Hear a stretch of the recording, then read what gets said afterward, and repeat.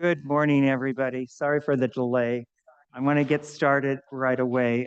We do have a quorum now. I want to call to order the County of Santa Barbara Historic Landmarks Advisory Commission for October 14th, 2024. And we'll do a roll call starting from my left. Lansing Duncan, 3rd District. Rob Knight, 4th District. Keith Goffman Gray, Chair, 1st District. Ronald Nye, at large. Randy Malcolm, 5th District. Okay, we have a quorum. Let's move on to any public comment. Do we have any public comment that is not regarding anything on today's agenda? If anybody would like to make a public comment, please raise your hand in the chat or in the boardroom. Seeing none, and we have received no letters. Thank you very much. We'll move on. No public comment today. Okay, we have 2 sets of minutes to go over today. And let's first do the one from August 12th, 2024. Mr. Chair? Yes, go ahead, Commissioner Duncan. We started to look at these, but then we didn't have a complete package of them. So I do notice there are a few little things that are remaining for cleanup. So one thing is just generally speaking, right on the front page. I think everywhere where we say Historic Landmarks Advisory, that's where we should put the commission. And then you can put unapproved minutes on the next line. And I see the same thing is happening on our agendas too. So,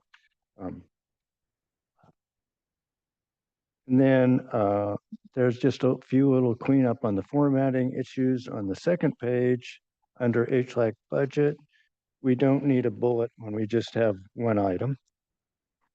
And then on the third page, in the discussion of board resolutions that has to do with all the trails, in the third bulleted paragraph where Commissioner Nye is talking, there's a little typo for study in the second line.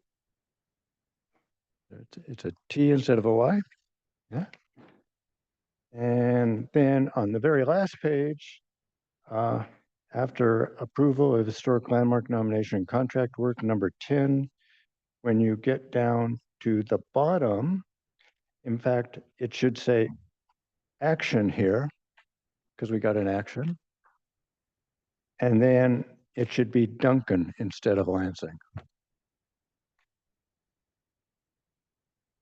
And thank you for your help, Jonathan. Okay. Sir. Just a point of clarification for Ann, if you don't mind. As we vote, is recused is the same as abstain?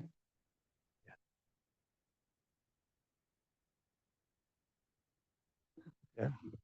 No, recused would be when you have a conflict or something like that. So that should be abstained, I think. Abstained. Yes, then I'd like to, on item 10, I did not recuse myself. I abstained.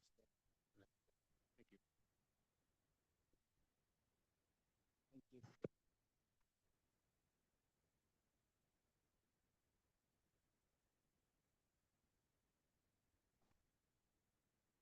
Mr. Chair, I'd move that we adopt the amended minutes of August 12th, 2024.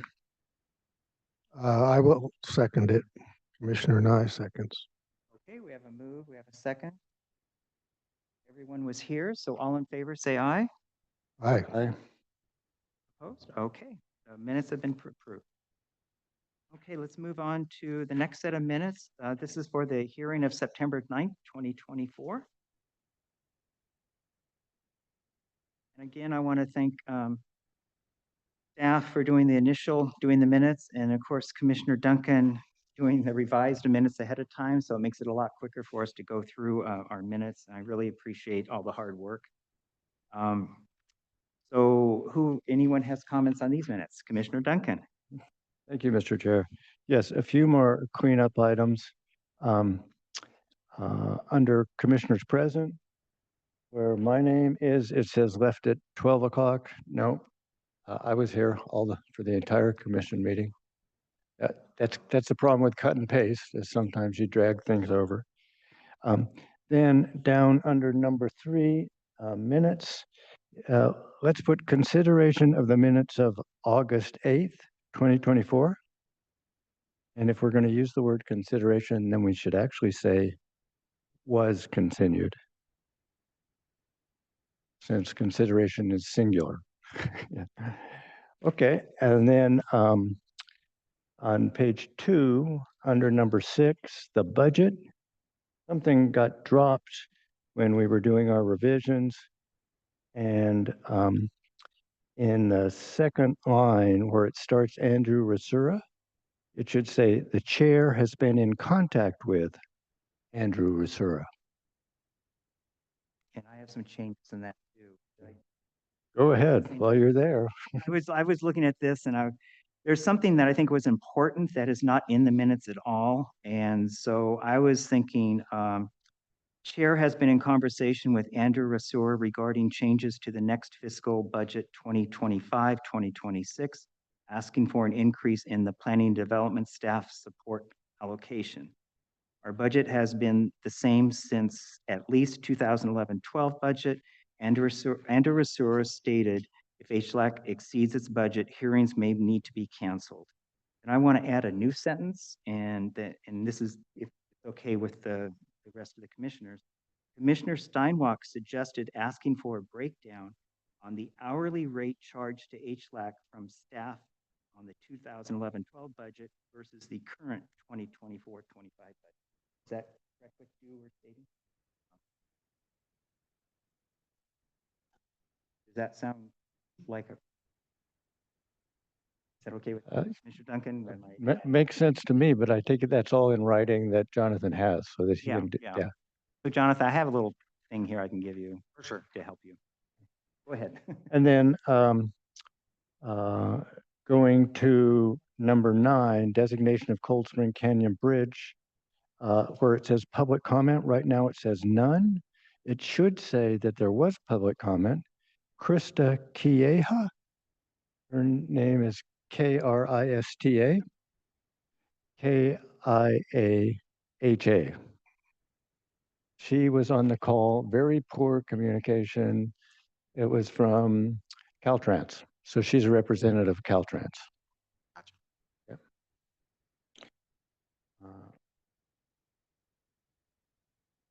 And that's all the amendments I have. Okay, any other commissioner comment? Commissioner Malcolm. Okay, item 10, the second bullet point distributed to me. Let me see here.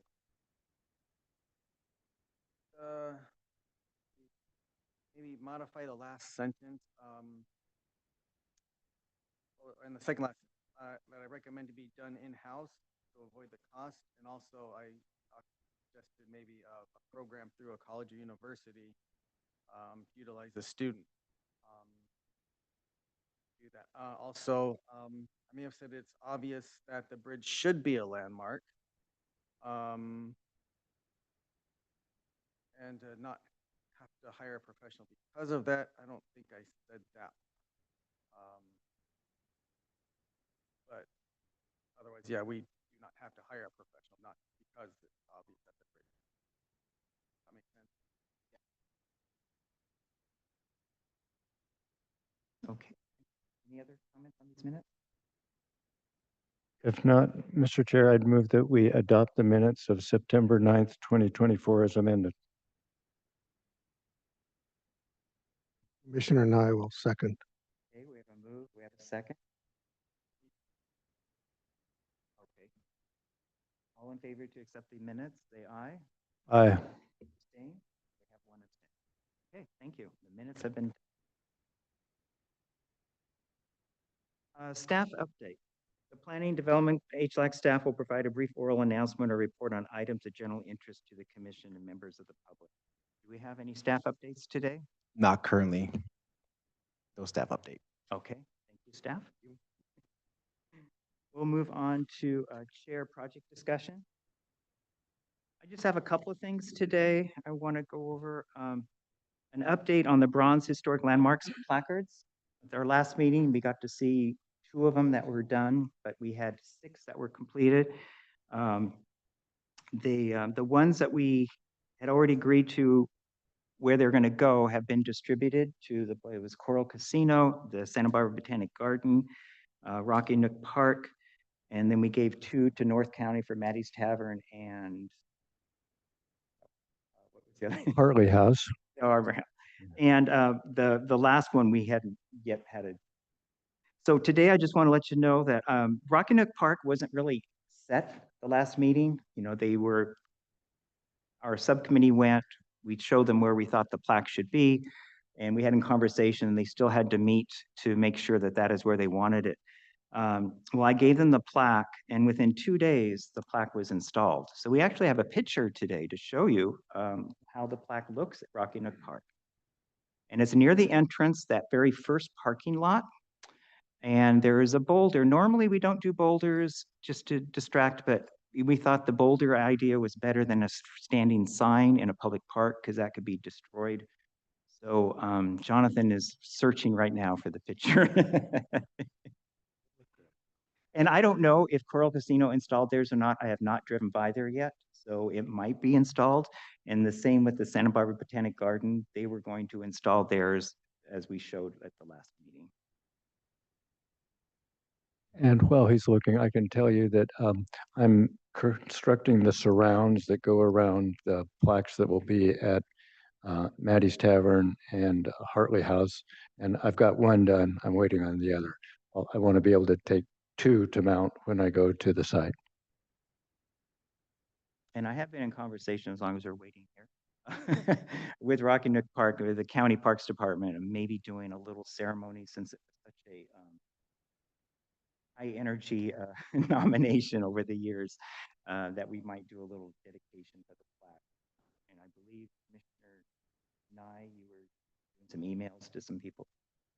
Well, I've lost my contact information for 2 of the women who were leading the charge, and I think it'd be polite to let them know that there's a nice marker up there.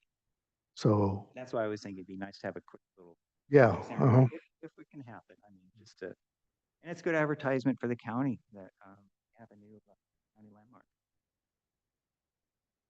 Jonathan can't find it? Okay, well, we'll just move on, but there is a plaque now at Rocky Nook Park. And it looks very nice. Okay, and the other, the Royal Hondo Bridge nomination, as you remember, we authorized funds for Long Associates to do the nomination for Royal Hondo Bridge. This is the nomination that we as a commission decided to move forward. Amber Long completed the nomination on October 7th. And so she sent it to me. There's one little thing that she's not been able to find, and so I'm looking further, and that has to do with is there any physical changes to the bridge since its original construction? And I'm going to be inquiring with Caltrans to see if they can look in their search their records and see if they can find anything, if has been any alteration since it was first built. But other than that, it looks very good. Also, because I asked Caltrans about the construction in that area. Like I told you, I had a hard time being able to take a picture of the bridge because of all the construction. She said the southbound 101 near the bridge will be completed in a few weeks, and they're going to reopen the lookout point at the end of the fall season, so that will be another month. So remember, the lookout point is where people can actually park and they can actually walk down to the bridge if they want. So and that is really good news that is reopened. I wasn't even sure if they were going to reopen that. And so just, on this whole nomination, I'm kind of thinking we're working on, of course, we have to do a resolution. I'm hoping to bring the resolution with the nomination together to save time. And I'm looking at maybe our December meeting before the end of the year. That'll give us time to get these things taken care of.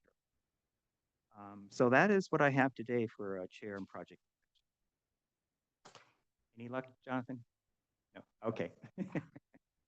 Okay, well, let's move on to the district reports. Do we have any district reports? Individual commissioners may present brief reports that would be of interest to the public and or commission as a whole. Commissioner Nunn.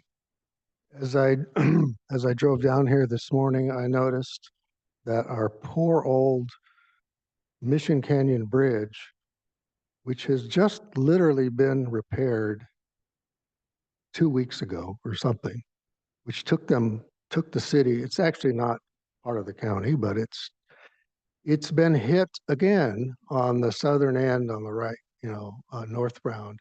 This time, what or who ever hit it really took a chunk out of it. And it's very sad that that one corner is just hit on a regular basis.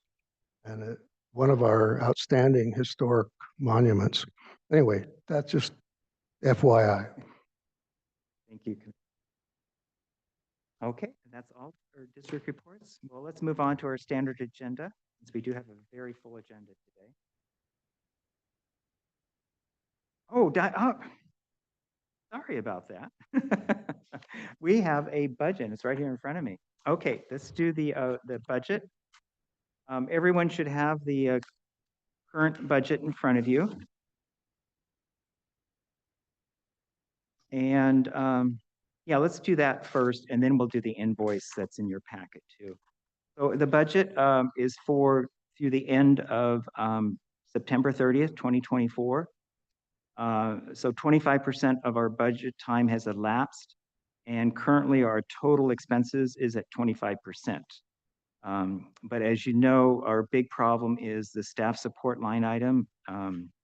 It is at 55% of the year right now. So we're way under in our other things. But overall, we're at 25%, which is on track for being what we're supposed to. And as long as we're at the budget, I just want to follow up that after our last month's meeting, I did send an email to Mr. Brasura asking for the breakdown of the hourly rates as was suggested at our last meeting. And that was on September 12th, and I have not received a response. I want you to know that I did follow up on that request. This is for the 2025-26 budget, hopefully. Well, that's that. Any comments on the budget that's in front of you? Okay, in your packet for the budget, we also have the invoice from Long Historic Preservation Services. This is for the month of October. As you know, the Arroyo Hondo Bridge nomination, we had authorized up to $1,000 to create it, and we were billed $500 so far. And then there was the hearing on 9/9, which they were present, and so we were billed for that amount. Of course, that amount came out of our budget for the quarter. So we both are way under the $1,000 that we had budgeted. So I went ahead and authorized the payment of this invoice. Any questions on the invoice at all? And that's all I have for the budget. Any other questions on budget? Okay.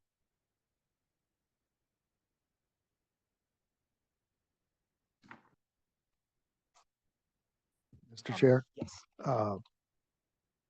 getting back to the Mission Canyon Bridge, I guess what triggered the thought that it was damaged again is that it's literally inches away from Rocky Nook Park, which we just, so it's practically in our backyard. Okay, now we're going to move on to our first standard agenda item, number 8. This is the proposed work at Santa Ynez Public Library, landmark number 11. The County Historic Landmark Advisory Commission will review, discuss, and provide comments on the installation of a new outside air conditioning unit on the Santa Ynez Public Library, County of Santa Barbara Historic Landmark number 11. Excuse me.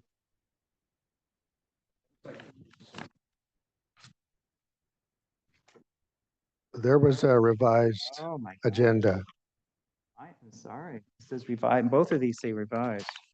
So they got moved. Well, mine says public library. Two revised and they had switched them on me, so, okay. I'm very sorry. about that one. Okay, so let's go to, we're still on item number 8.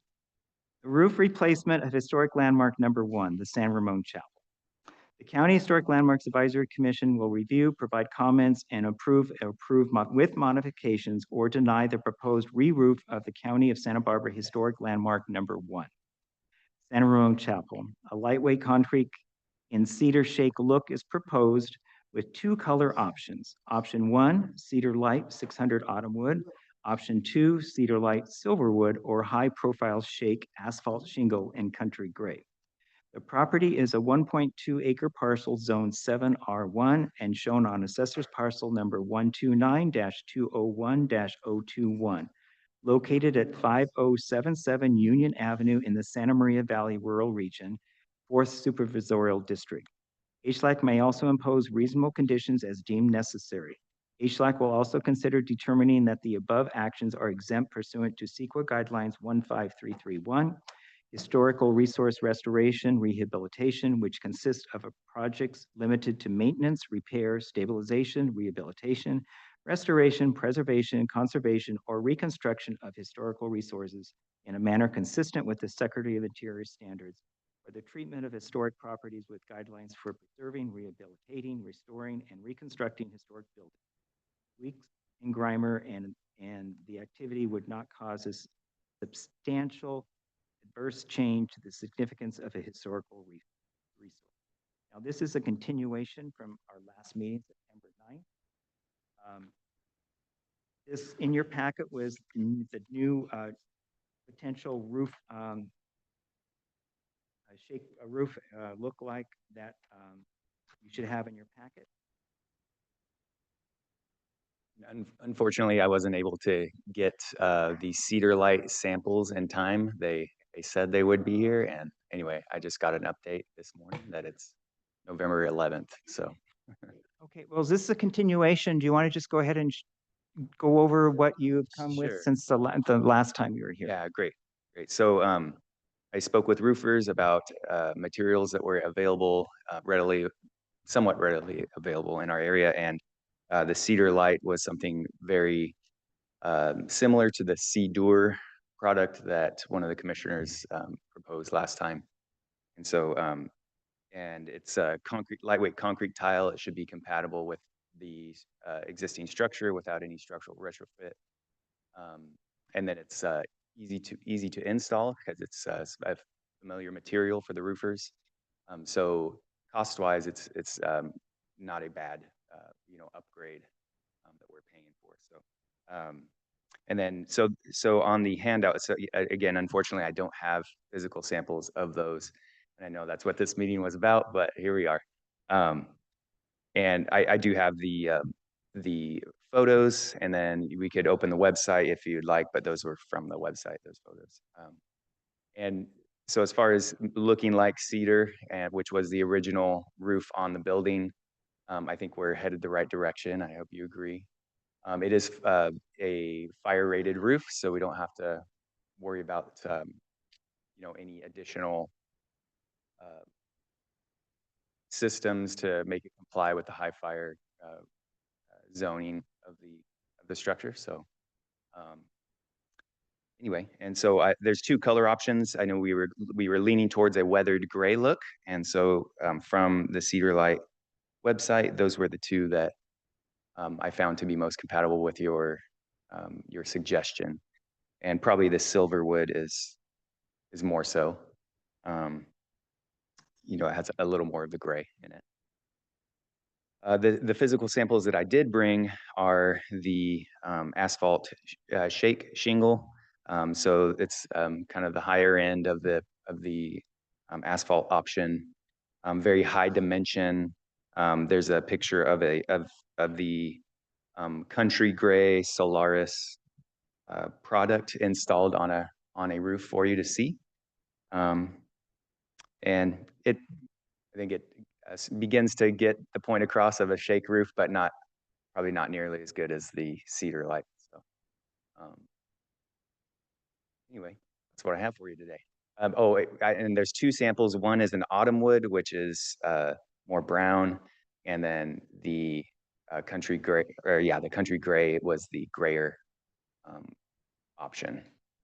So I think if we go that route, then probably the country gray is the way to go to maintain the color of the original roof, get close to it. Any questions for that?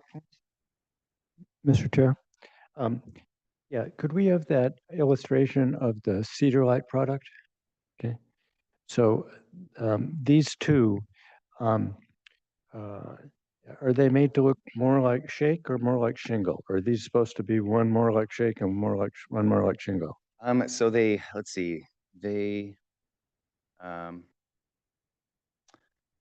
guess it does kind of have the split end look, and not a real kind of milled or cross-cut end look like a shingle would. So I would say it's leaning towards the shake look. Yeah. To me, they look more textured. Yeah, okay.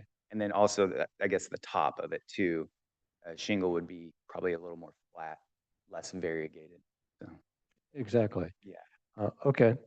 And the other thing is, how long has this product been around? So Cedar Light, I've talked with two roofers about it. Tunnel Roofing, one of them, he's been around for a long time. And so when lightweight concrete tile was coming to the market in the 90s or so, this followed soon thereafter. And he did say that as far as a tested product, this is one that's been around longer than others. So, Okay. yeah. And then, are you willing to do this more expensive roof? As far as I know, I just haven't got a response from the preservation committee, but they were willing to raise money for the metal roof. So, yeah, I think there's some donors that they can pull from, I'd imagine. So, they didn't express any concern about the increase in price. Okay, thank you very much. I have, Jonathan, can you pull up, it was from the last meeting, but it's the old picture. It's called Older Photo of San Ramon Chapel. Do you have that? 'Cause I was wondering if we could enlarge to see what that roof line looked like. The original, 'cause this was the original, or is this the second? Yeah, so that was First recon- probably the third Third? Okay. layer of roof that was, maybe the second layer of roof that was installed from that. But yeah, the older photo it does have asphalt shingle. Yeah, that's the one. Right. And if you could just really just pull it up so we can see if we can see the roof, how the shingles, if it's available. No, it doesn't. It just looks flat. Yeah. You can't see it. Okay. I was just hoping we could see the difference on. Well, that's the current roof. Yeah. That's the current roof. And that's just a sample of the metal. Okay. Well, that didn't help. But I was just thinking that between the two, the first option one looks more like it's what it looks like now, versus the option two. Yeah, it's definitely a lighter shingle. I'd imagine the more brown tone will eventually weather as well. Yeah. And, Okay. either one Any is more, probably good. questions? Jonathan, could you scroll back to the current picture of the church? Just go back up to.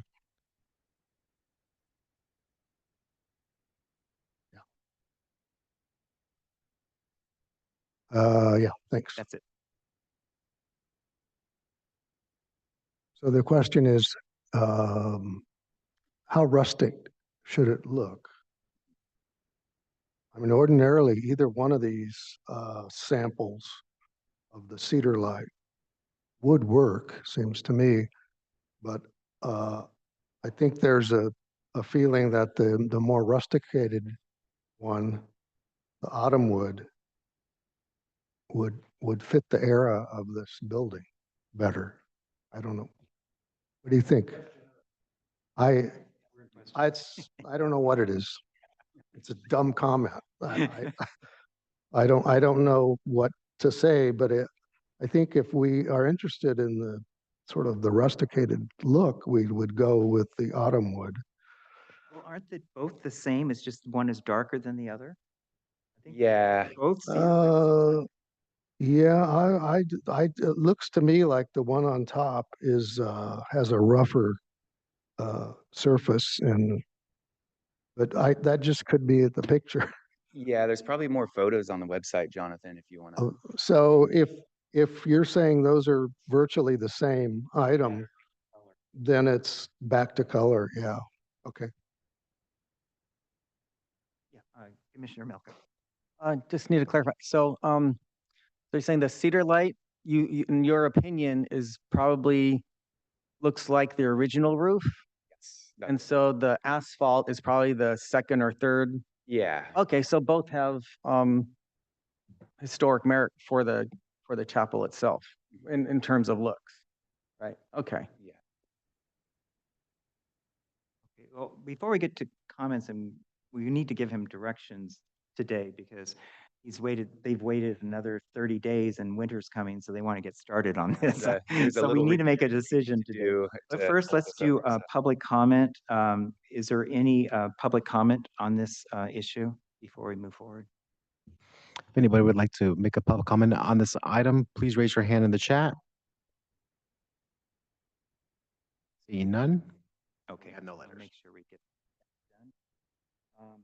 So let's move on to comments from commissioners. So I think what we should do is make a decision what we'd like them to move forward with. And I guess we should do a motion on this too. So let's start with Commissioner Malcolm. Okay, just a comment. Since both have historic merit for the church itself in terms of looks, and they've been pretty sincere about how to, what to do with the roof and how to put a new one on. I think either would be fine, and to leave it up to them, which one they would like, which one they prefer. Are you talking about option 1 and option 2, or are you talking about the color of?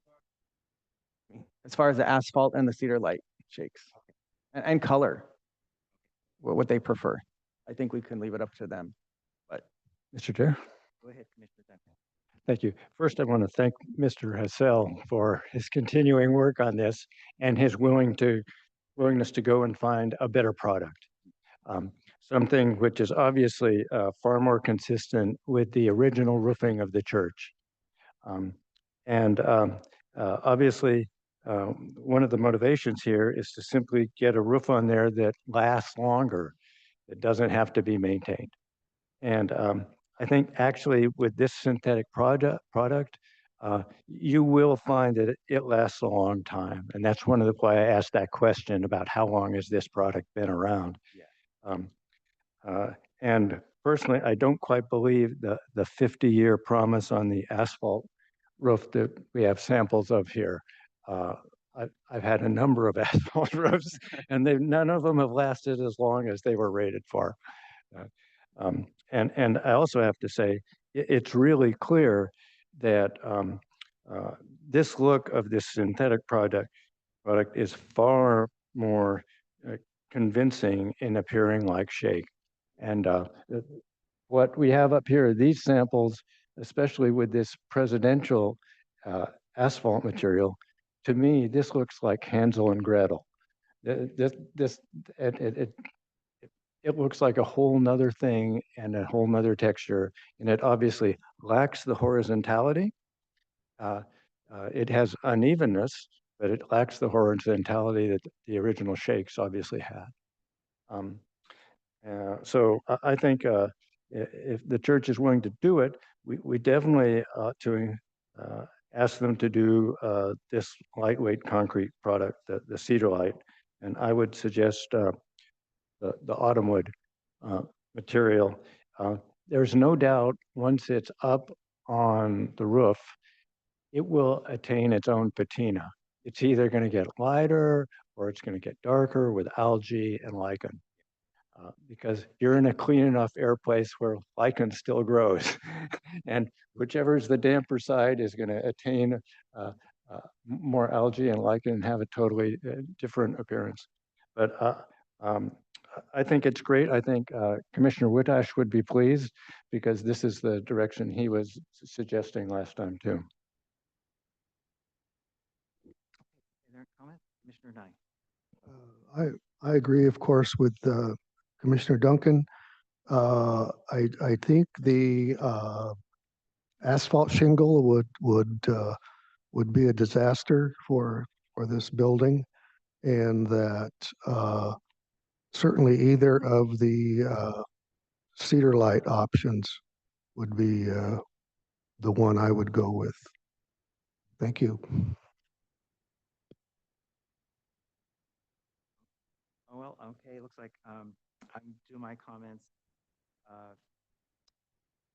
You know, I aggressively agree with everyone's comments so far is that the cedar light, I think, is the best option.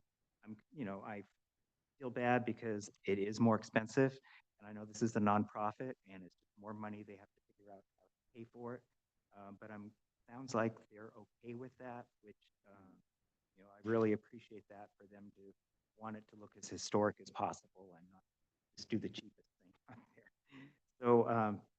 So it looks like we have a consensus here for this cedar light. Should we do a vote on this? Sounds like I heard autumnwood. I guess silverwood sounds like it'd be more gray. Silver sounds like it'd be more gray versus autumnwood might be more brownish. I mean, it's hard to tell on these two, but I'm open to either one. It sounds like autumnwood was mentioned. Any discussion on color that we can give them direct? Or just leave it up to them between the two? Okay, we can just approve that we want to go cedar like either one of these colors. Because maybe one's out of stock, we don't know, and they need to get a roof on before the rains. Anyone want to tackle a motion for this? Mr. Chair, I'd be glad to. And once again, I want to thank Mr. Hassel for his efforts here and the entire, please convey to the entire committee how grateful we are that they are taking such good care of historic landmark number 1. And we desire that you keep it number 1, and that's why we're very pleased that you're going with a roof, which is going to help maintain the integrity of the structure rather than detract from it, which was our concern with the metal. So I would move that the County Historic Landmarks Advisory Commission approve the proposed re-roofing of the San Ramon Chapel with lightweight concrete cedar light shake appearing material with the option to use either autumnwood or silverwood as the church desires. And there's probably a CEQA exemption too that we need to determine that it's exempt from CEQA. Okay, we have a move, we have a second. Commissioner Steinwach. Any further discussion? All in favor, say aye. Aye. Opposed, abstain? Okay, thank you so much. We appreciate it. I just have one more comment. Yes. So it's my first time working with you folks, and I just want to say this was a win for everybody. Just being a part of, I guess, the reciprocal relationship. Ultimately coming up with something that is, great for the landmark in the end and in our community. So thank you for your input. I really appreciate it. Thank you for coming. Thanks for the feedback.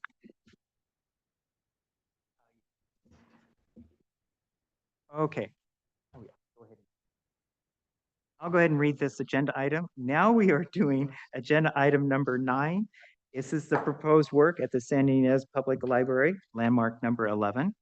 The County Historic Landmarks Advisory Commission will review, discuss, and provide comments on the installation of a new outside air conditioning unit on the San Ynez Public Library, County of Santa Barbara Historic Landmark number 11.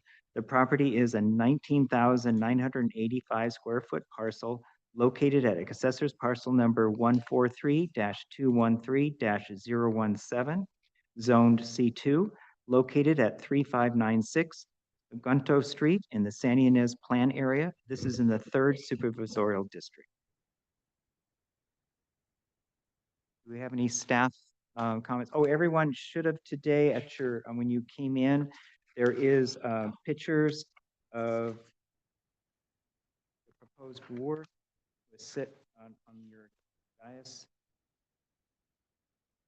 Was any questions from staff or anything from staff on this? Oh, and I forgot to ask for any ex parte on this. Mr. Chair, Yes. I stopped and looked and took pictures too, but it looks like we've got some pictures this morning.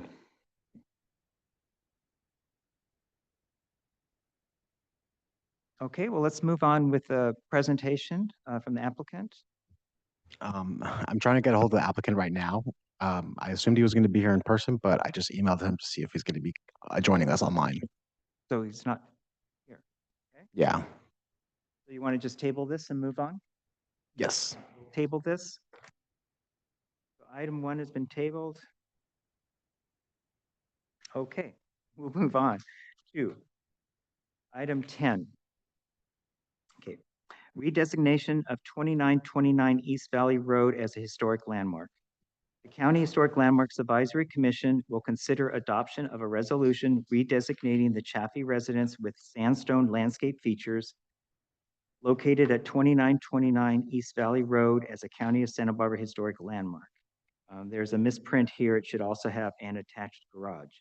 HLAC will also consider determining that such action is exempt from the California Environmental Quality Act, CEQA, pursuant to Section 15308 of the CEQA guidelines as an action taken by a regulatory agency as authorized by local ordinance to assure the maintenance, restoration, enhancement, or protection of the environment, where the regulatory process involves procedures for protection of the environment. The property is a 9.94 acre parcel zoned 5E1 and shown as assessor's parcel number 005-040-025, located at 2929 East Valley Road in the Toro Canyon Community Plan area. This one is in the first supervisorial district. Okay, I just want to go over a quick little background here. On July 8th, 2024, HLAC adopted a resolution designating the Chaffee residence and attached garage Santa Barbara County Historic Landmark number 56. An appeal was filed after we did this in July. Appeal was filed by the owners, and the appeal has been scheduled before the Board of Supervisors for December 10th, 2024. Today, we are considering reapproving the original HLAC resolution of July 8th, 2024, with the only changes being a new date and removal of the resolution number. The reason why we're doing this, because 90 days will have passed since the July 8th, which is needed for the Board of Supervisors to either approve or not approve our county landmark that we designated on July 8th. We did receive a letter dated October 9th from the owners expressing their continued opposition to a historical designation of their private property. And everyone, I think, has that letter. So today, what we are doing is taking the same nomination that we approved in July and just reapproving it so we have a new 90-day period so that will be in compliance with the Board of Supervisors meeting. Do we have any questions? First of all, any ex parte on this item?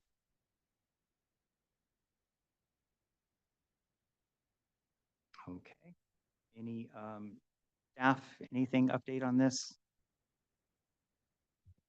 No updates on this project. Okay, well, we're not doing a presentation. We're just re-nominating this. So we can open it up for questions for commissioners on this item. Mr. Chair? Yes.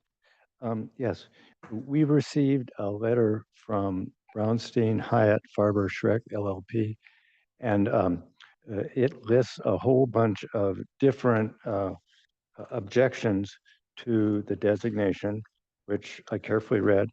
And then the other thing is it talks about all these changes to the resolution, but I couldn't find those changes in the copy we have. So I'm sort of wondering about that.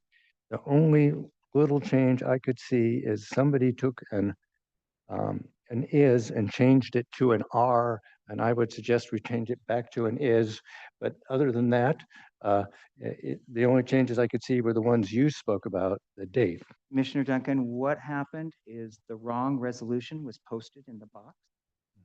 And I don't know how this happened, but I want to apologize to the applicants. I mean, because they thought the resolution was changed and they spent all this time writing this letter about the changes, when in fact, we're not changing the original approved resolution of July 8th.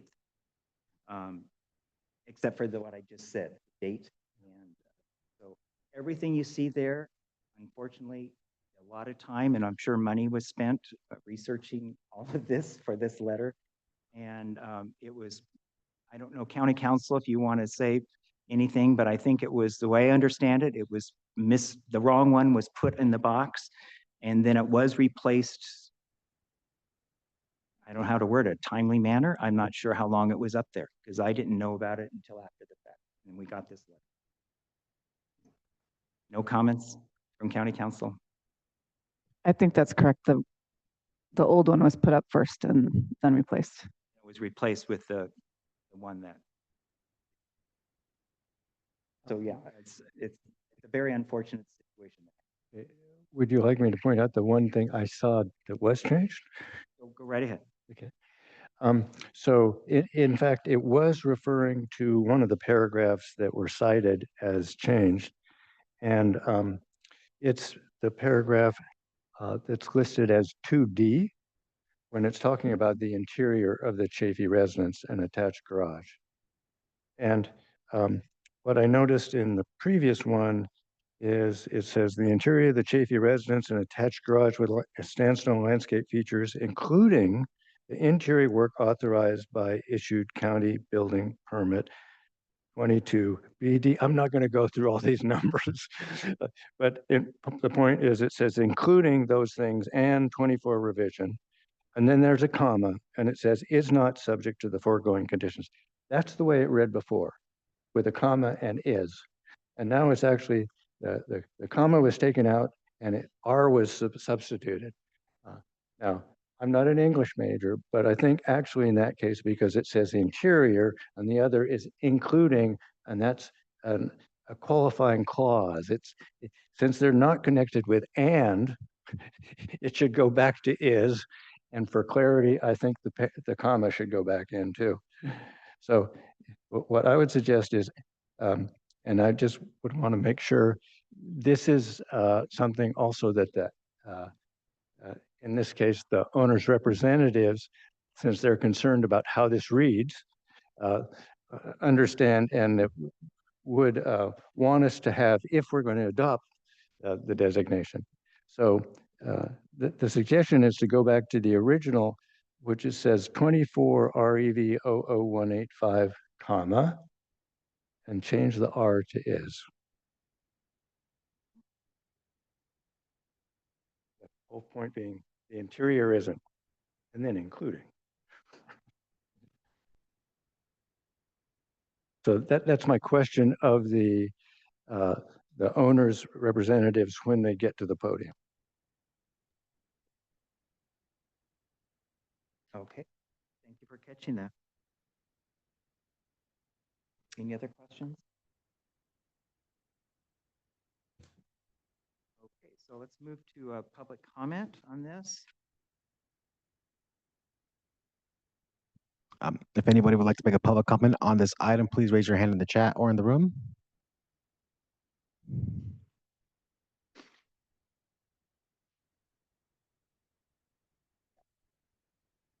Okay, Amy so Steinfeld here we'll go today. ahead and move. I don't have any speaker slips, but I know the applicant's here, so I'm just going to let you go ahead and go ahead and speak. And please state your name. Yes. Good morning, Commissioners. My name is Amy Steinfeld. I'm a local land use attorney here in Santa Barbara, and I'm joined today by Steve Fort, who is the lead project planner for 2929 East Valley Road, and also my associate from Brownstein, Jordan Jenkins. First, I appreciate the explanation. We had a pretty major heart attack when we saw the updated version, so appreciate the return to the original. We have some additional facts, though, that we'd like to share with you today. I want to start by saying that we agree with HLAC that historic resources are very important, especially when the public can visit them and visually appreciate them. This is not the case here. We also understand that many individuals choose to submit their properties for designation, but this is also not the case here. We also understand that HLAC may choose to designate a property when they fear a property is going to be demoed or destroyed. This is not the case here. I had the opportunity to visit this beautiful home last week with Steve, and I was struck by the fact that this home is located well off East Valley Road, down a windy lane in a very remote area of Santa Barbara County. It's an area I've never even visited after 20 years living in Santa Barbara. This house is not visible from East Valley Road and is shrouded by oaks. This is very different than the Coral Casino, All Saints by the Sea, or the Stowe House. We're here to reiterate that redesignation is incompatible with reasonable processes and my client's expenditure of resources to date. It's a waste of resources to redesignate this property after the board failed to act within 90 days. This could create a continuous cycle of redesignation and failure to act, where homeowners in the county are forced to spend resources on defending themselves, and they could be stuck in a perpetual loop of uncertainty. When the owners purchased this home back in 2022, they had no expectation that it would be designated. Designating a private property against a homeowner's wishes is highly atypical in this county, as we discussed at the July hearing. In fact, we couldn't find any evidence in recent history where a property was designated against an owner's wishes. As we shared with you previously, to say the homeowners are careful stewards of the property is an understatement. They've hired county-recognized historians, engineers, designers, architects, planners, landscape architects, and contractors, and now a land use attorney, to ensure they're carefully maintaining this historic resource, yet it can still become a home for these homeowners and not a museum. When I visited the property, I was able to meet the contractor and see really all of the attention and detail and care that has gone into this home. The homeowners have carefully selected like-for-like materials that match the finish and color where replacements are needed due to damaged materials like the slate roofing. And in fact, the patterning will even match the historical patterning. The Santa Barbara Board of Architectural Review has raved about the project design, not once, but twice. The homeowners have done everything right in restoring this property. They've met every requirement and have spent significant time and resources to not just to restore the property, but to make it safe and habitable. No good deed goes unpunished, it seems. Also, my clients are not interested in the exemptions provided by the Historic Building Code, and they will not qualify for any tax benefits. These are some of the new facts I wanted to point out that have occurred since we were last here and earlier in the summer. HLAC's actions have brought unwanted attention to this private property. The homeowners are very private people and did not seek any attention. Unfortunately, as a result of these noticed hearings, recently trespassers wearing large hats have entered the property by hopping over the gate with a large camera. We believe the attention by this process has brought to this private address has encouraged folks in the county that has led to these unlawful trespass events. We're also very concerned about copycat trespassers. Continuing to post this address due to these public hearings in advance of a highly publicized December 10th Board of Supervisors hearing and any signage indicating that this home is designated could further exacerbate the public confusion and attract members of the public to attempt to violate the homeowner's privacy. This home is not in a public space where the public can view its historic nature, nor can it be seen from any public roads. Today's decision also has implications for future would-be historic home purchasers. As you all know, Santa Barbara County has one of the most onerous land use and building permitting processes in the state. My entire land use group at Brownstein, we spent years trying to get our clients' permits. Designation would yet add another layer of review, which would disincentivize potential purchasers from choosing to spend immense resources restoring historic homes. These homes will remain vacant and continue decaying. Restoration already takes significant time and resources without the additional review and opinions from an up to 11-person commission. If this property gets designated, as you can see from the resolution, any alterations, repairs, additions, or changes, such we heard earlier today, installing HVAC, has to now be done under the direction and control of HLAC. This review would be duplicative of the extensive review required by the owners to ensure consistency with state historical policies and the County of Santa Barbara's historical policies, along with the historic preservation policies included in the El Toro Canyon Community Plan. As you can see by some of the earlier reports done by Post Hazeltine, this home is already considered a significant historic resource for purposes of any future environmental review under CEQA. The homeowners are making improvements to the residence to protect the style. There is no danger of destruction. It's quite the opposite. So in closing, I want to point out the homeowners are wonderful and careful stewards of historic homes. This is not the first time that they've restored homes. They've done so in San Francisco. So we request that you do not redesignate this property today. And if you do move forward, there is one change that we would request. This is section 2F of the resolution. Right now, as written, it suggests that you can request, for example, a tour, and that's not the case. So we'd like this language to be amended to say this property is privately owned and public access is not permitted. This language was included in our letter. The homeowners will not grant access to their private home, and they don't wish to propagate confusion over this issue. We also want to share that if HLAC redesignates the home today, we will be forced to again appeal this designation by the board because this is a new action. And the landowners have chosen not to sign the consent provision of the draft resolution, thereby making it null and void. With that, Steve and I are happy to answer any questions. Any questions? Mr. Chair, yes. Did you note the one little change to the resolution that I suggested, which is just a Yes, and grammatical I do change? support that. I agree with you. It's proper to change it to singular. Okay. Thank you. Could you repeat your suggested wording on F? private Yes. property?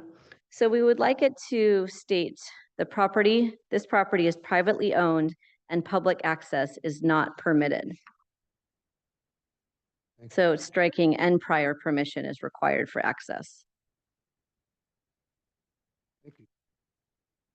Mr. Chair, question. Okay. But couldn't that be interpreted as meaning that members of the public couldn't go to this place and the county is telling telling people that? Yeah. So when we review public access, in legalese, that would be very different than an invitee, which would be a guest that they invited to the property. So right now, if you attempt to access the property, there is a gate up on East Valley Road. And so no access is permitted beyond that point unless you have an invite from the landowners.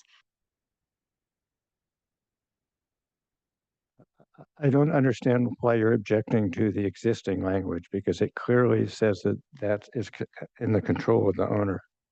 Yeah, we're just concerned because it suggests that you could, a member of the public could request permission to access this landmark.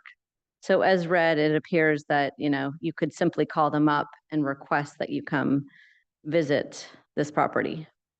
So we believe that the language and public access is not permitted makes it clear that they're not offering members of the public access in the form of a tour or otherwise.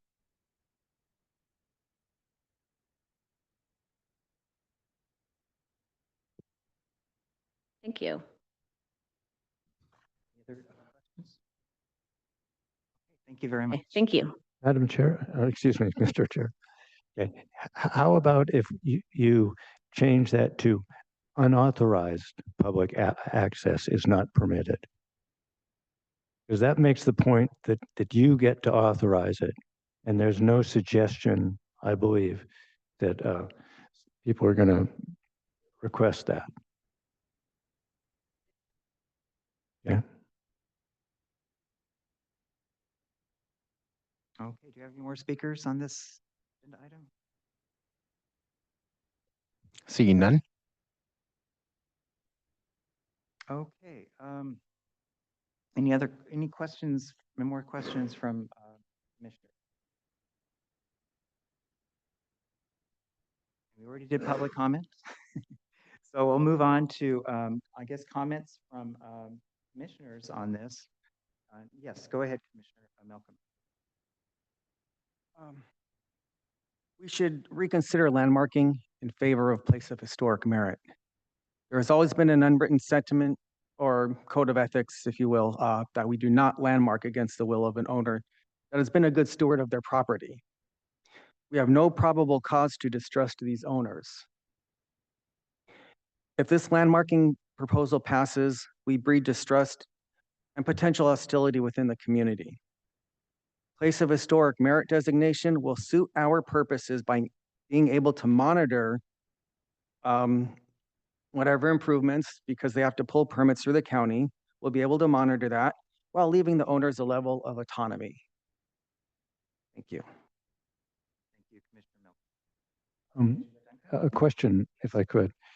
Yeah, this is for council. Okay. So I'm wondering about this potential revision to 2F, speaking about the public visiting the property. And what I'm trying to do is make sure that we have language which addresses all the things that might happen. Because for one thing, you could have a change in ownership. You could have somebody who owns the place and who's just so thrilled with their marvelous historic property that they want to have tours, etc., and they want people to be able to see it. I also want to be able to be sure that county officials or some county person who wants to check on a permit can visit the site when they need to visit the site. So what I'm wondering is about the language they're suggesting being substituted, and is that going to fit what might happen in the future if we just change it to that one addition of unauthorized, so that you allow it when you need it, but it also addresses the need for the sheriff to show up when they feel they need to show up. I think the language as you modified it sounds fine, because I think the sheriff showing up is not public access. And I think it addresses your concern about an owner in the future maybe wanting to allow tours or something. So I think that works fine. Okay. Move on to comments, Mr. Sheriff. Yeah, okay. So one, I do want to apologize that we had the wrong resolution up on the files, so that we gave you a heart attack when you guys didn't need that. And thank you for your careful attention to detail here. I agree that a lot of what the new owners have done is an attempt to preserve the historic integrity, and that's specifically why we've included the carve out in the resolution, that they can continue with their project. And I also want to apologize for the fact that the Board of Supervisors does not move very quickly, so you have to be back here before us right now, because normally you wouldn't need to do that. Then I also want to address the issue that's been brought up in terms of, well, this is a property that the public can't see. Well, in fact, that public view issue, which we are going to get to maybe even later on, that public view issue is just one of 9 criteria. That's F, but there are 9 criteria that are actually, any one of those could make it qualified to be designated a landmark. Then as far as changing this last item regarding the private property and discouraging public access, if council says that that amendment with the addition of unauthorized will work, then I'm in support of that and making that change. And obviously, we don't want to encourage looky-loos who are uninvited to the property. That's not our desire. We just want to make sure that in the future, uh, that historic integrity will be maintained on such a wonderful property. So, Mr. Chair, I'd be willing to make a motion if somebody else isn't willing or has other comments that We're still want in to change things. for other commissioners. Any other commissioner comments?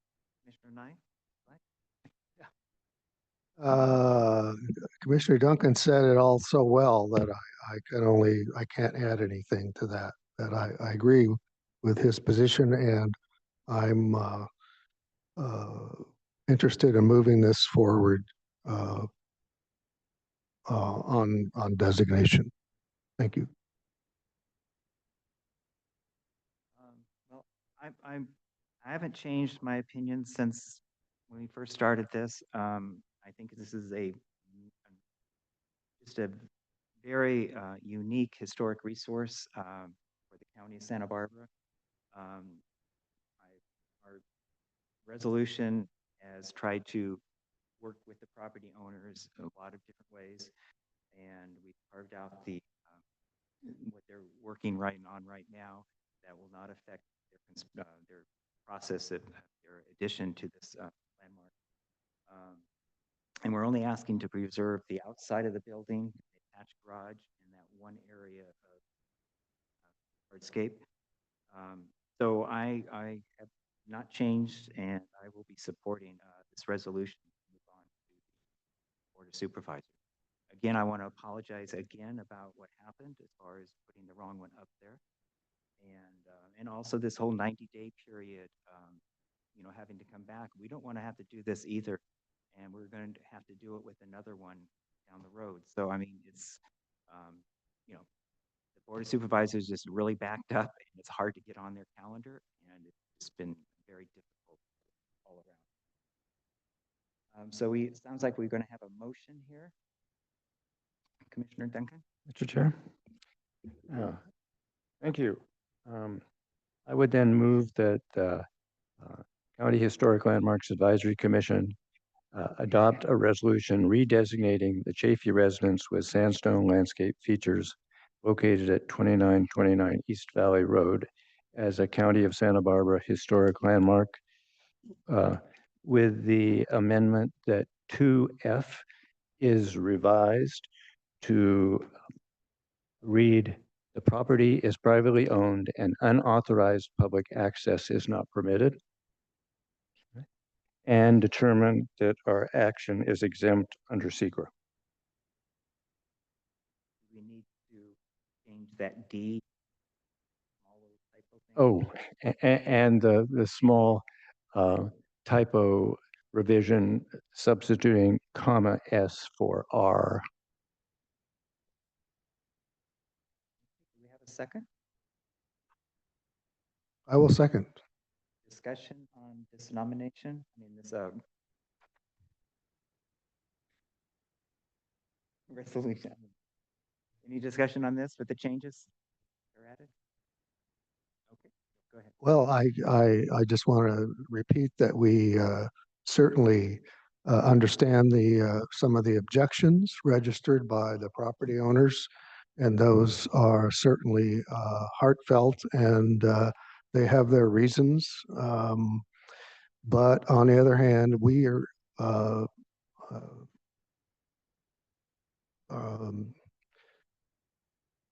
by law required to do what we're doing, which is to preserve historic resources as best we can for the public, and not just for the moment or for this owner, but for the future as well. And since we have spent a lot of time revising our nomination or designation to address as best we can the objections by the owners, I think now we can go forward with this designation. we? Chair, I have a comment. Yes. I just want to clarify, the resolution reads the Chaffee residence and attached garage with sandstone landscape features. It should be called the Chaffee Residence, not the end. So let's do a roll call vote on this. We have a move, we have a second. So I'll go my left to right. Commissioner Duncan, Aye. Commissioner Knight, Aye. Mr. Steinwalk. Aye. Commissioner Kaufman Gray. Oh, wait, I'm sorry. Commissioner Nye, Aye. Commissioner Malcolm, No. and Commissioner Kaufman Gray. Aye. Okay. And thank you for coming today.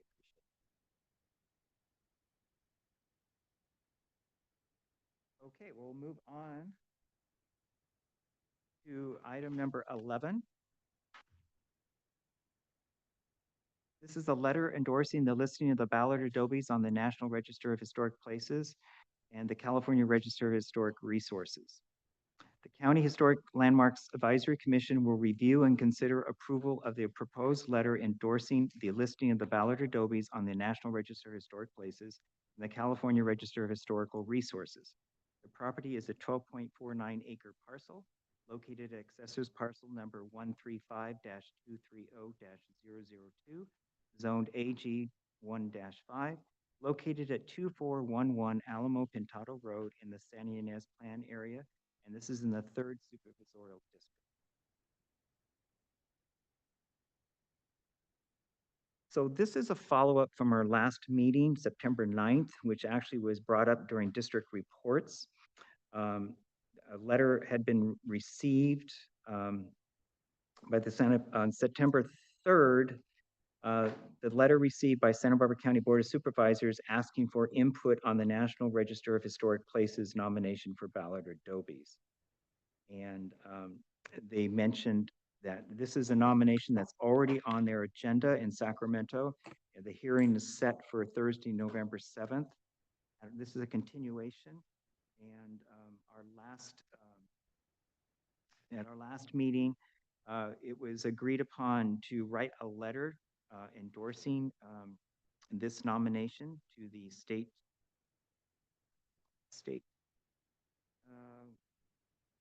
Historic Resource Board. And so in front of you is a letter as I was directed to write. So this is a draft letter. And so today we're looking at the letter and seeing if we want to make changes and to move it on. So it will get up to their meeting for November 6th. So that's my little background.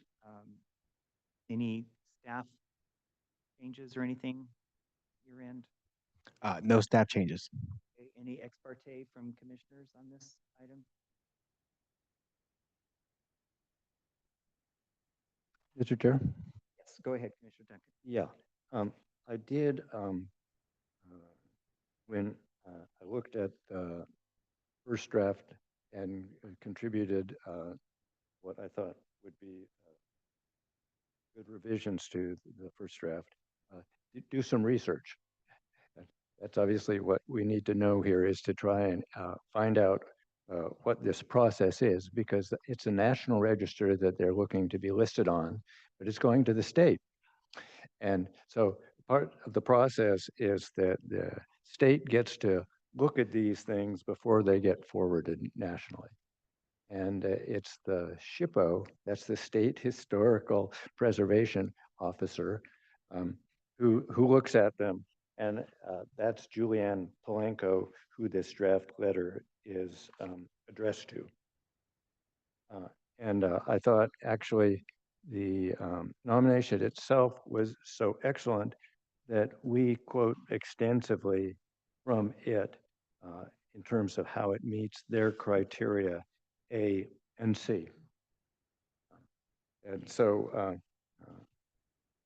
that's what I was able to determine here.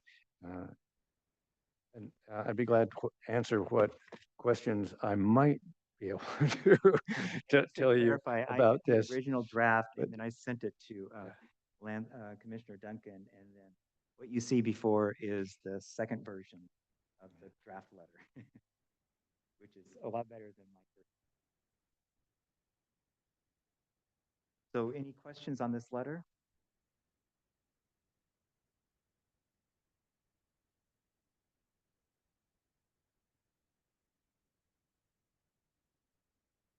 No questions. Let's move. Any comments on this agenda item?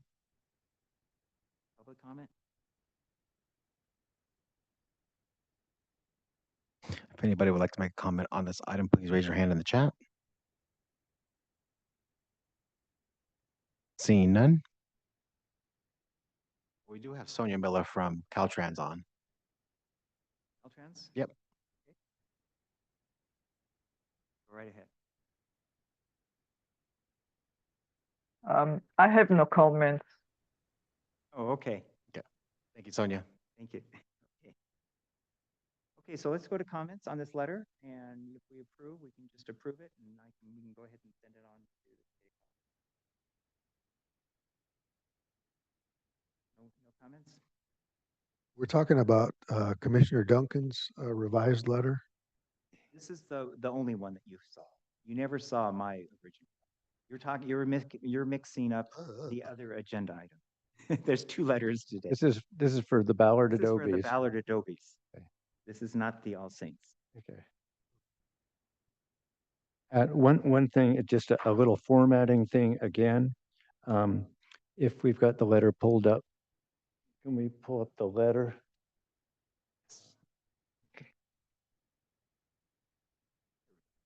There we go. Yeah, just a formatting thing at the top. Let's make it read Santa Barbara County and then Historic Landmarks Advisory Commission on the second line. That way, I'm trying to keep Historic Landmarks Advisory Commission Oh, all yes, in yes. one block. In both our agenda, our minutes, etc. Yes. Yeah. Gotcha. Yeah. Yeah. And then that mimics what's down further on the letter too. Okay. Yeah. So we're going to just go ahead and someone want to give a motion to approve this letter be sent off? Someone besides Commissioner Duncan seems to be doing all the motions this morning. Well, I continually flub on motions, but I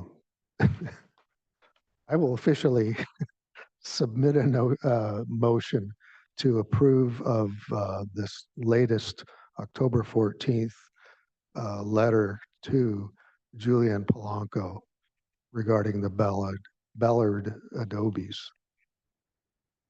Okay, do we have a second? Commissioner Steinwalk seconds.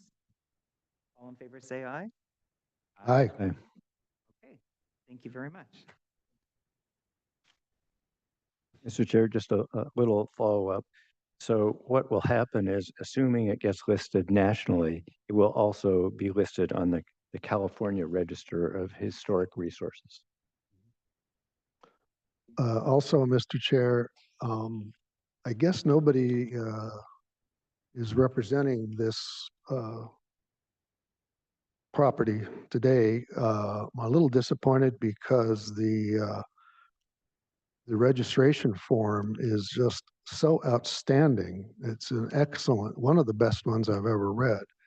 And I wish I could tell the consultant from Chattel Inc., which is a historical company that we've run across at least once before for their outstanding document with the historic photos and in-depth research.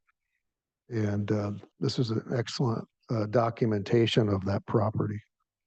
Thank you. Okay, let's move on to agenda item number 12.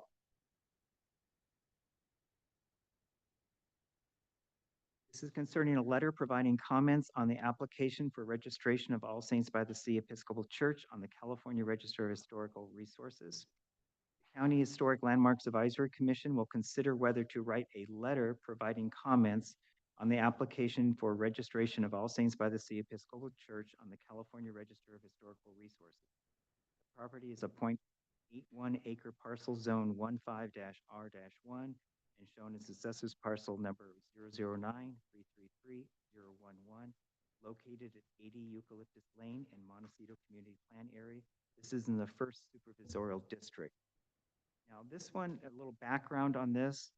On September 11th, a letter was sent to the Santa Barbara County Clerk Recorder from Amber Long on behalf of All Saints by the Sea Episcopal Church, asking for review and comment on an enclosed application package for the California Register of Historical Resources. If you go onto the state website, it states, local government must be given 90 days in which to comment on application before it is sent to OHP. Any comments are attached to the application and sent to OHP at the end of 90 days. So what we're looking at is an application to put it in front of the board in Sacramento versus what we just did. The application was already in front of the board and it's scheduled for a hearing. This is like a preliminary, just to make it clear because it's kind of confusing. And so what they're asking is for the comment period, letter from us, sent to the county clerk recorder for comments on this. The clerk recorder forwarded the nomination letter to planning and development, and I was CC'd on that. And as chair, I decided that it's our purview for historic landmarks that we should bring this forward to HLAC for consideration to write a letter to the state board. Today we decide, do we want to provide a letter in support of the nomination?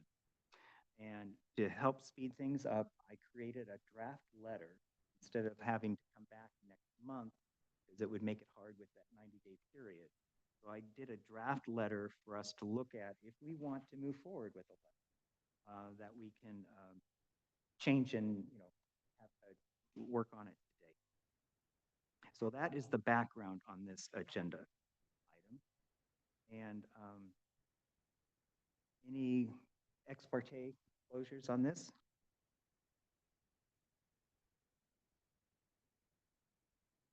Mr. Chair? Yes. No ex parte, except that then I wrote another draft of the letter, so that's also probably before you somewhere here.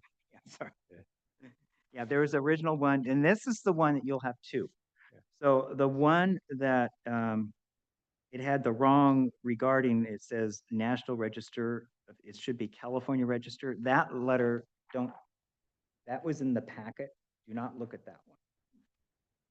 There's another letter that was put in the box, and it was on your dais this morning.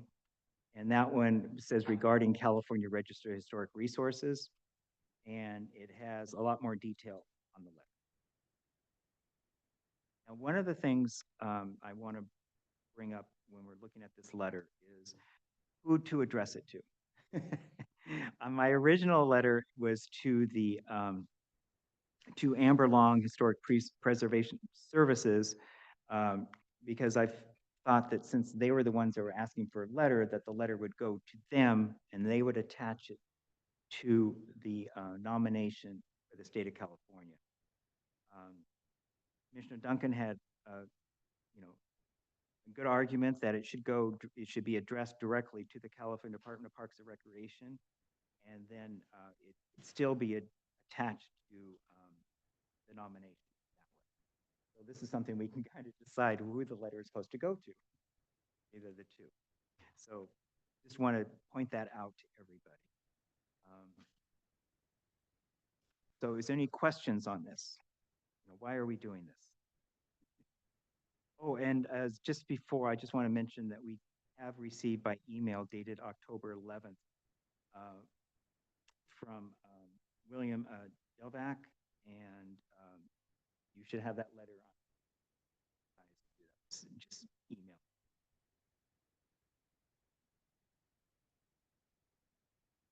Any questions on this?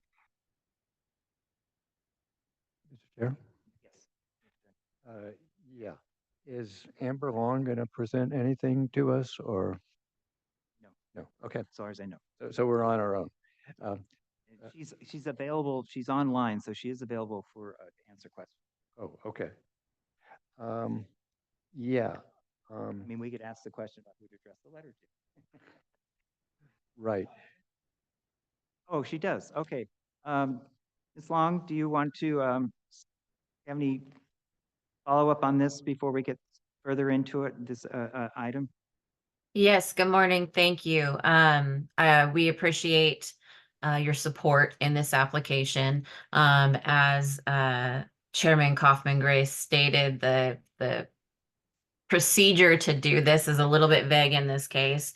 We did call the State Historic Preservation Office. They did not provide much more clarity. So we do appreciate you taking this on. I believe that addressing it to Julianne Polanco would be just fine. And it will go as an attachment to our full application onto the state after the 90-day comment period has ended. And we will include the letter. We will include the receipt from our registered letter requesting this letter, and that'll all be part of our package. Thank you very much for clarifying that. I have another question. Go ahead. Mr. Chair. Yes, so Ms. Long, I'm looking at your form. Let's see, what number are these? They have a number that, oh yes, it's the 523A. It's the DPR 523A form that you've filled out. And I can see on the third, no, it's actually the second page. It talks about the criteria for NRH being the National Register, although that's not what you're looking for here, and the California Register. And that's the two different things. 3 and C would refer, 3 would go to the national, C would go to the California. That's correct. At the time that these DPR forms were prepared, we were using the evaluation analysis done by the church's original consultant in 2015, which they were also considering the National Register at this time. At this time, the church is only moving forward with the California Register nomination. You are correct that the 3 is part of the National Register criteria, and C would be the state criteria. The criteria are the same. It's just that the national level and state level, one gave them numbers, one gave them letters. So that's why you see both of those there. Okay, and then I get down to the bottom of this discussion and it says continued. And I go to the next page, page 3, and down below where it says significance continued, here it says county landmark. And the thing is here, once again, I think you're going back to post Hazeltine's 2015 analysis. Let's see. So I'm sorry, I'm looking for where we've continued this. Okay. Yes, we are going back to their analysis from the 2015 report and have included that here. I know that there's additional questions regarding the landmark criteria. This was pulled from their report. You will also see that on page, it's called the building structure and object record, which you're on now. So if you go down to B14, you will see that we have quoted Post Hazeltine and the date of their report as the source and evaluator of this documentation. My firm simply took their information and put it in these forms for the process of going to the state for this designation. Okay, but there's just, from our perspective, these aren't the county landmark criteria as we look at them. We look at A, B, C, D, E, F, G, H, and I. 9 Correct. criteria. 9 Correct. criteria. So at the time it was written in 2015, the criteria were different. And so that has not been reflected here, and that can be a change requested and updated. We are simply reflecting their report, which used the criteria and designation system in place in 2015. Okay. Thank you. My pleasure. Ron, questions still? I mean, we're not really supposed to be reviewing your nomination, but I just want to make it clear now, the address is now been changed officially to 80 Eucalyptus Lane instead of 83?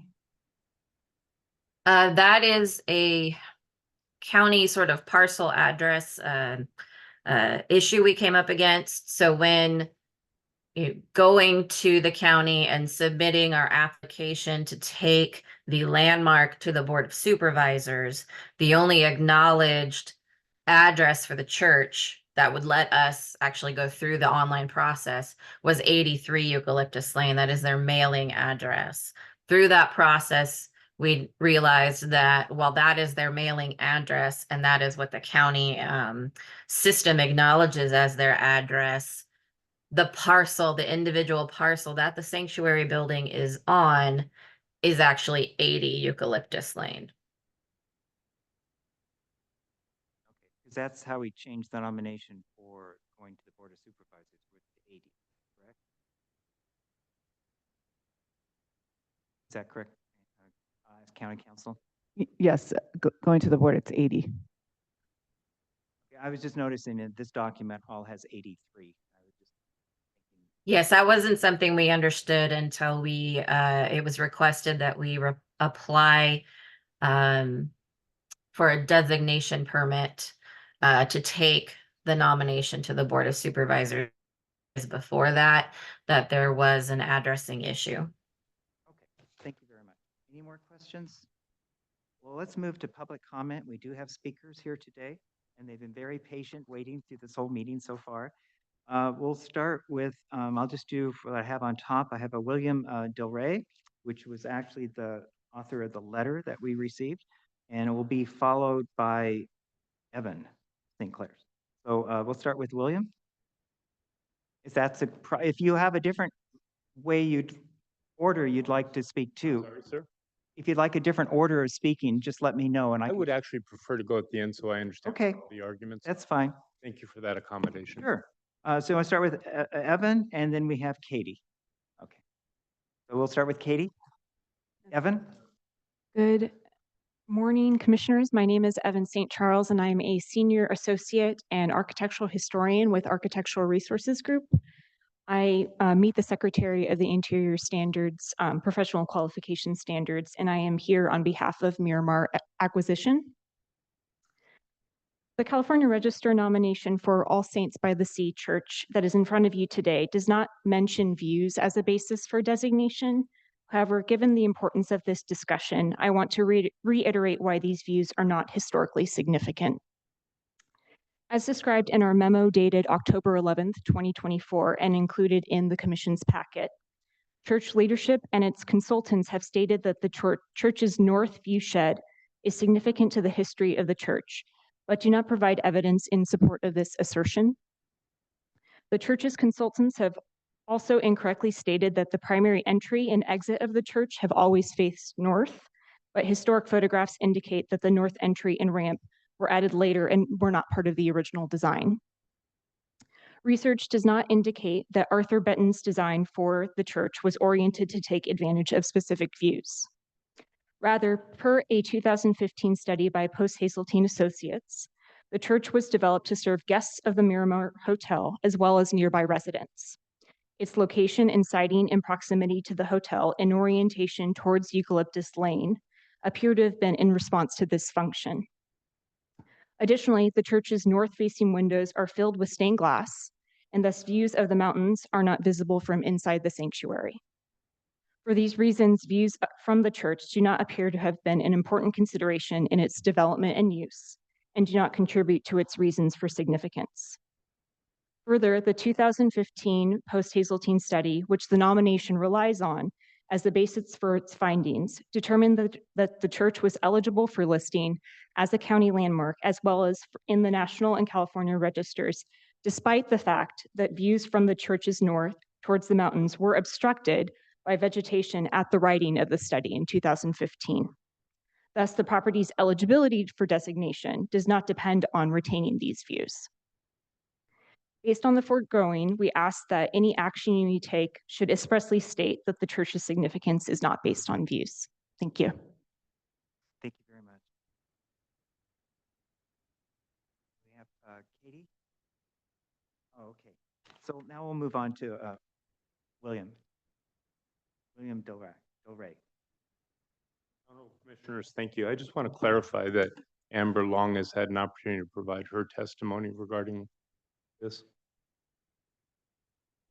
And are we, is she, Amber? No, but I mean, she has more testimony. Amber, did you have more testimony to give for this project? I do have a comment in response to the letter from Mr. Delvac, which I'm not sure at what point you would like me to make that comment. Well, I just had speaker comments in front of me, so we always do the in-person speaker comments, and then I'll do online speaker comments afterwards. Honorable Commissioners, I am Bill Delvac on behalf of Miramar Acquisition. I just want to say a word about my background, not just to prove that I'm old. I've practiced preservation law for 40 years, and over 32 years ago, I had the burden and duty and great pleasure to be active in the drafting of the California Register. And so I'm intimately familiar with the process and the differences. As has already been noted, the National Register and the California Register, unlike the county ordinance, are exactly the same criteria, different numbering, but the same criteria. And that was very much on purpose. But perhaps the most significant difference is the letter that is before the county today. Unlike the National Register, unlike the previous discussion where it was a generalized support, the legislation calls specifically for the county as a governmental unit to have the right to comment and requires the State Historical Resources Commission to make special findings if the county objects. And we're not predicting that the county will object. And in fact, I want to say Miramar has not objected to the county designation. We're just concerned about issues surrounding Miramar's affordable housing project. So with that context, the reason for the county comment was Governor Wilson's administration required that the local government have a role. And I think that's instructive here today because in our view, and we believe, you can confirm with your own attorney, that the letter that you would send, the county would send, is a letter that should be written by the County Board of Supervisors. Your role is advisory to the board, and we just want to clarify that this has a further process.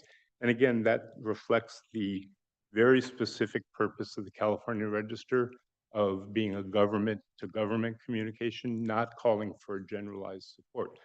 You know, we understand you generally support it, but that's not what the role of state legislation is.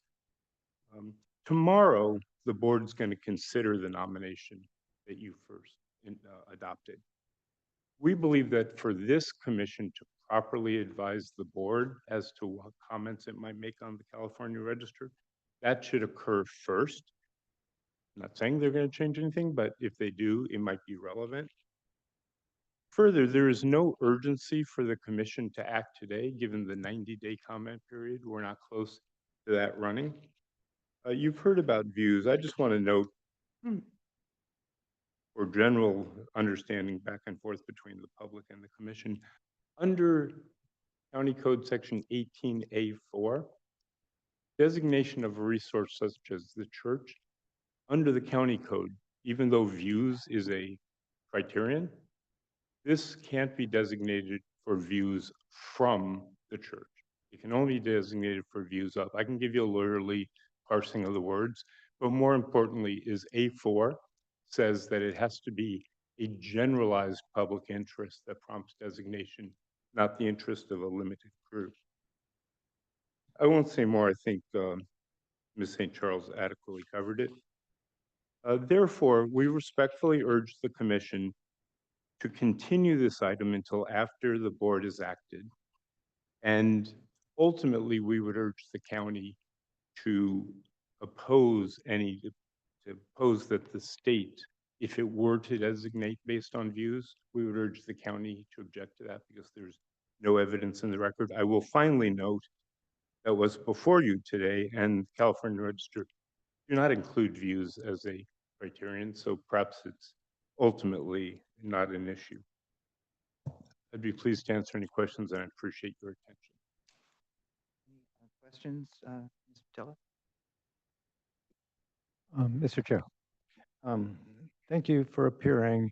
A question, I can see, I've got my 18A here, so I can see in 4 the reference to the general public, and I understand the principle you're talking about there.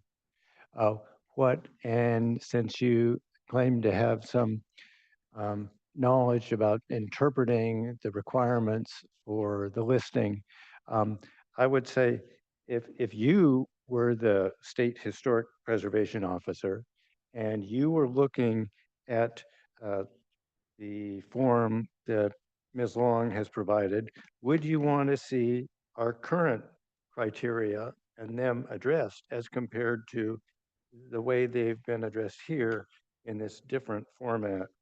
2, 3, 4 as compared to A, B, C, the ones that we actually have to work with. Understood. If I may, Commissioner, excellent question. I don't care about the lettering. I care about the substance.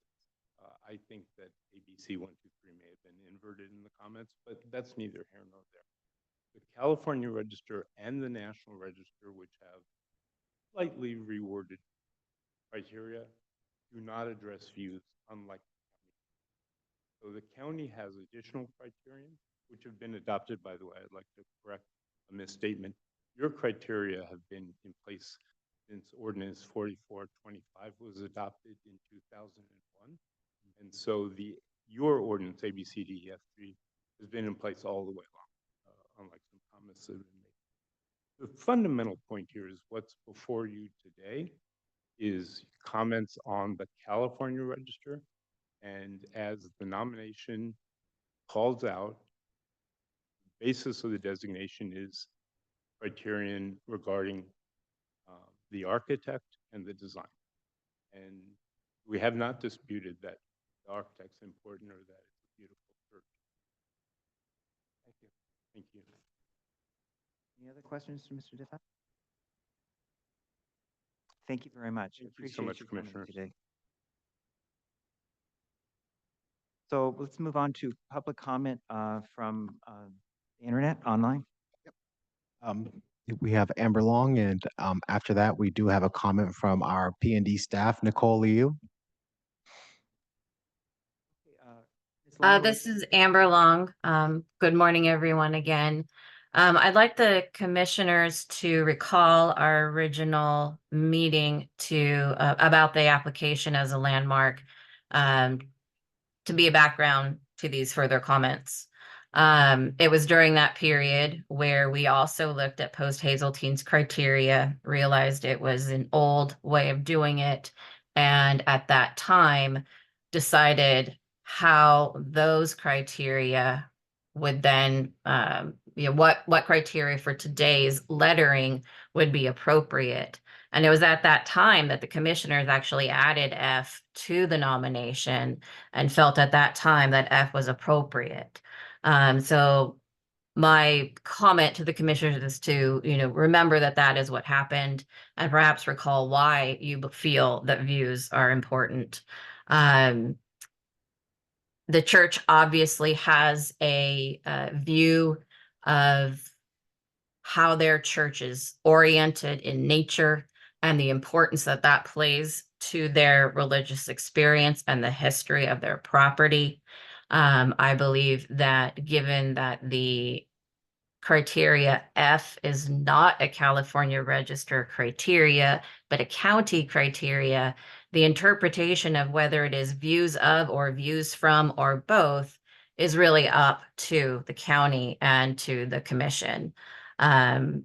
Regarding today's letter and support for the California Register, the current DPR forms are correct in that they don't reflect F, and that is still an ongoing concern.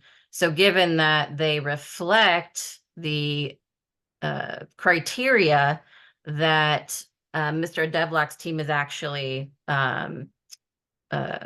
supporting, I don't believe that there's any reason to postpone a comment letter on behalf of the commission supporting their California Register nomination under C. And I'm happy to answer any other questions. Questions for Amber Long? Thank you very much. So I guess the next person would be Nicole Liu. Good, almost afternoon, Chair, and members of the HLAC. I just wanted to come in as staff because I think there was some question of process, and staff is looking into the process, but once the HLAC has come to what you'd like to have in your letter, we would likely be taking that forward to the Board of Supervisors for review before sending that on to the state. Like I said, staff is still looking into that process, but I did want to let you know that that would be the case. So that would be occurring most likely at a future date. So, Ms. Liu, you're saying that planning development feels that this has to go to the Board of Supervisors for approval? After we approve it, if we approve it? Chair, I think that from the perspective of planning staff, and I would think that Ms. Ryerson will back this up, that it would need to go to the Board of Supervisors before going to the state. Now, is it, I'm just looking, we just did a letter for the Ballard Adobes, so are you saying that that letter has to go to? Because that is a comment to what's already on an agenda, whereas this one is going to be put on the agenda. Yes, go ahead. Sorry to do the lawyer thing yet again. The National Register and the California Register have a distinct difference. National Register does not officially ask for comment. California Register does, but as the commissioner pointed out, and I'm familiar with this, that the California Register is involved with National Register because a determination of eligibility for the National Register by operation of law lists the property in the California Register. And that was very intentional. But the processes for commenting are different. The letter that was asked for on the agenda for next month is generalized support. There was no official need or role of the county to comment. California Register is different. So I don't believe, and not my matter, I don't believe that the National Register support letter would need per se to go to the board. Of course, it's a good practice. You know, you're advisory there to the board, but I'm drawing a distinction between that letter and the one that's asked for in this matter. Thank you.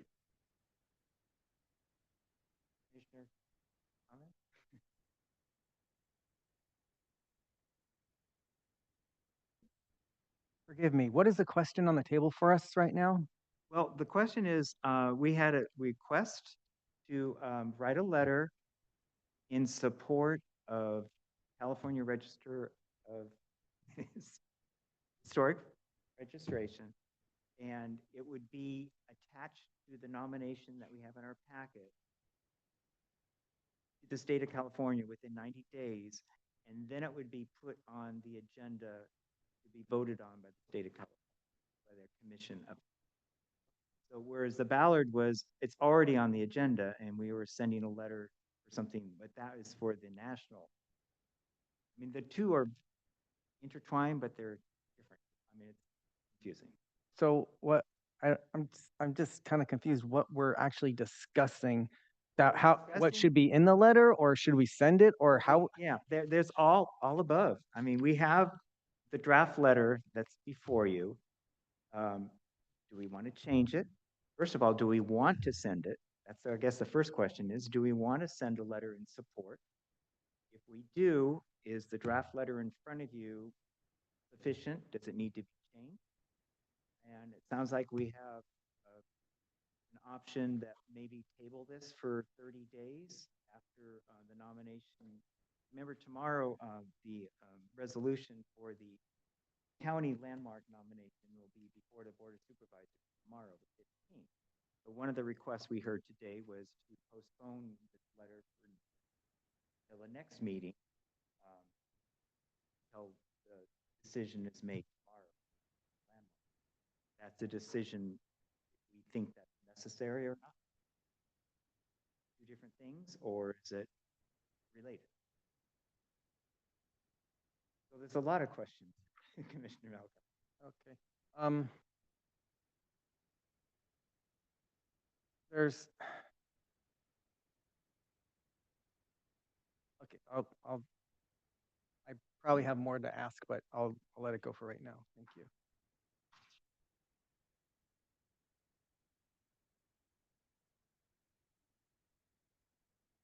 It's like everyone is confused right now. Mr. The letter Chair. in front of us, I hope everyone really went over it. It's specific about the architecture, about and why it, we don't talk about specific county guidelines for being a nominee. The letter is specifically the criterion 3 is what we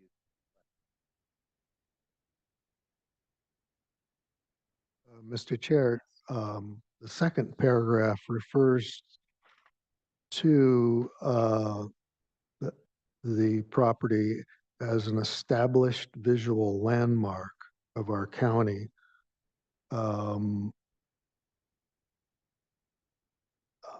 Is that the section that you are calling into question?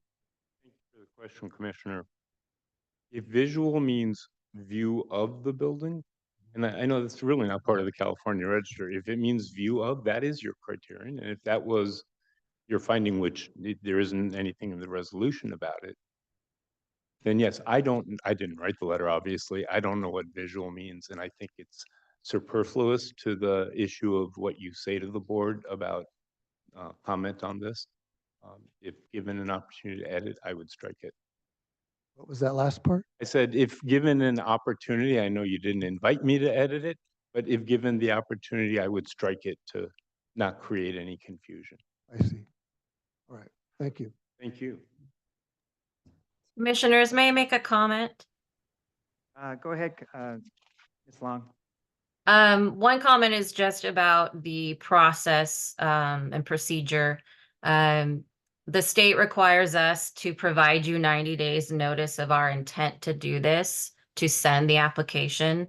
It also states that if no comment is received in that 90-day period, we can then also send the package to the state. So one concern I do have is if this gets pushed to another HLAC meeting and then onto a supervisor's meeting, we may be well outside that 90-day period and we will be able to send it in without comment. I just wanted to provide that information to you for your consideration at this time. Thank you.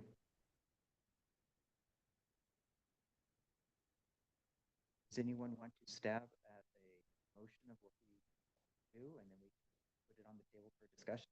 One more question, I'm sorry, if you will. So the word visual in the second paragraph of your letter, that's the only word in question. Just took out the word visual. So it's been an established landmark of our community rather than an established visual landmark of our community. I've interpreted to mean the same thing. However, I don't get it. What the conflict is or the confusion is, but well, whatever you guys think, I'm good with either.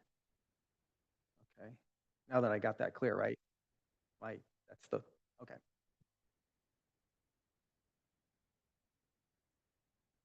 I mean, we could take no action. I mean, that's on the table too.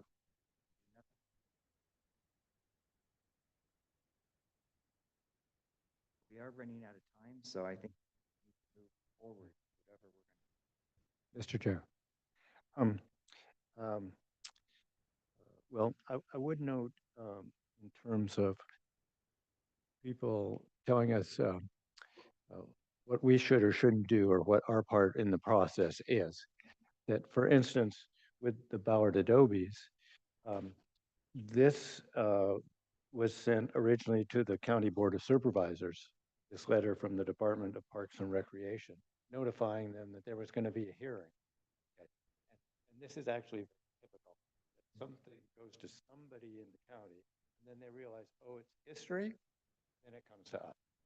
And of course, that's our mission, to try and preserve the historical structures in our county. And to that end, we chose to make a 90-day designation of the All Saints. And I think we were all supportive of that. It was all an easy choice, whether the nomination was done by a professional or not. And here, I think it's actually pretty clear that it meets the criteria for the state. And so that's what's addressed here. In this letter, it talks about the criteria for the state. I have no doubt that the Board of Supervisors is going to take our 90-day recognition and choose to landmark All Saints. It deserves to be landmarked. And I certainly hope that the state places it on the national register. So to that end, I think we should send this letter, or at least forward this letter to the Board of Supervisors. This is the letter you should send, if that's what staff has decided they're going to do. So I'm supportive of this. If somebody wants to take out the word visual, that's fine with me. I think Randy is right. We use our eyes in many ways. Since we don't smell this building, you can touch it. It's a wonderful building to touch. But more than likely, you've used your eyes to notice that it's a landmark. And I don't think this speaks to how we interpret whether or not it meets criterion F and how it meets criterion F, which is the one which speaks to our view. So I would say if we're supportive of it being listed at the state level, we should send this letter and put it, if it goes to the board, they'll have that too. And they can arbitrate, how and if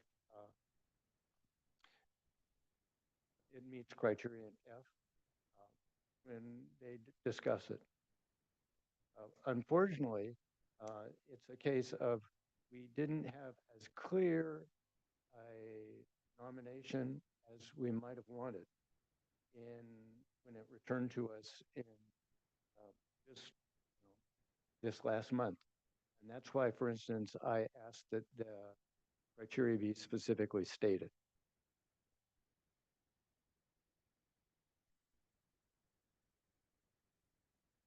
So we're moving into comments here. So everyone is so quiet here, and we need to move on. I agree with Commissioner Duncan. If no one else is here, I need to be last. So I can So, comment. Commissioner Dunn, go ahead. Mr. Duncan, you mentioned the revised, I guess that would be the county nomination. Do you have that with you? I don't seem to have it. I do. It's not per se before us. And so, but Well, is there language you would suggest revising in that? We have to be careful because we're talking about a different thing right now, and we're going back to something we already approved. So we really should be discussing this. What we should be discussing is the application that's attached here for this letter, which is in front of you. I think since the letter focuses on the state criteria, we're safe. Okay. Well, I appreciate you clarifying this for us because these things are complicated. So I would be in favor of going forth with the letter as written because it's clear that we are not getting into that issue really about whether or not it meets the county criteria. We are concentrating on the state criteria in this letter.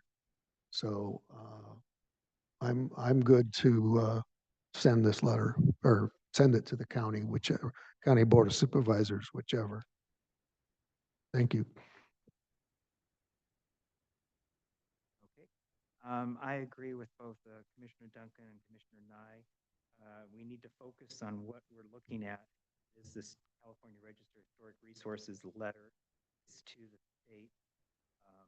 It's in for an attachment to a nomination. I think the letter is very clear. It does state, as mentioned, the state criteria, criteria 3. So I'm supportive of the letter as written too. I don't think we really need to take out the word. So does anyone want to do a nomination? Go ahead. Endorse this letter. And if the planning development says it has to go to Board of Supervisors, well then that can be something that. Yeah, Mr. Chair, I'd be glad to.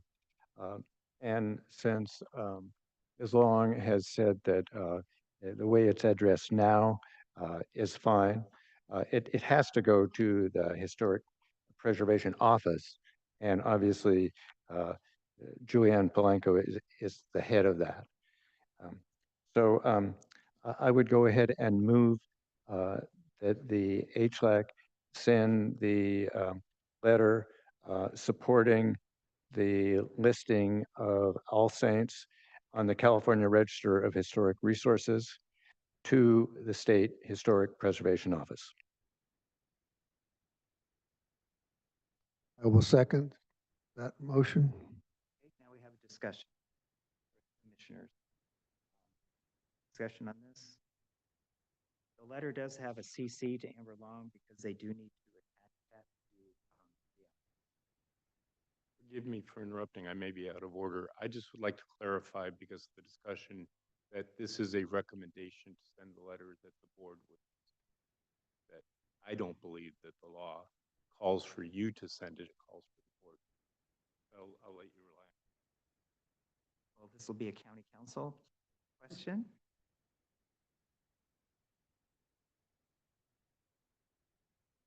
The law actually mentions local government, so it's a matter of who's the local government. And I think I'm not going to say you can't send the letter because I think you have some authority in this area for the local government. It's the Board of Supervisors is clearly representative of the local government. So planning suggestion of bringing it forward to the Board of Supervisors for endorsement seems like a workable suggestion. To the motion. I'm glad to amend my motion to include or suggest that the Board of Supervisors, if that's appropriate, send this letter.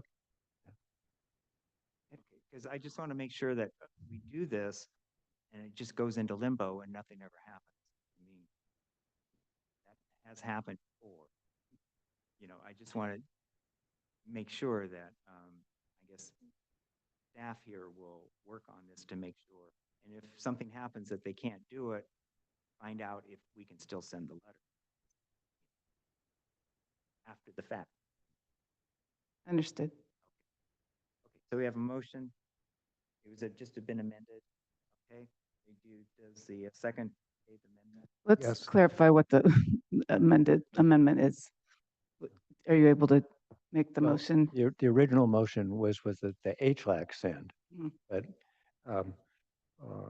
so I would be glad to amend it to read that the HLAC send, or if it's appropriate, instead have the Board of Supervisors send. Does that work? Yes. And I second that, Okay, we have a second. that Do a roll call. revised Any motion. more discussion on this amendment motion that we just did? Okay, let's have a roll call vote on this so it's on the record. We'll go to my left. Commissioner Duncan, Aye. Commissioner Knight, Commissioner Steinwachs, Commissioner Nye, Aye. Commissioner Malcolm, Commissioner Kaufman Gray, aye. Thank you. And thank you very much for coming today. Appreciate it.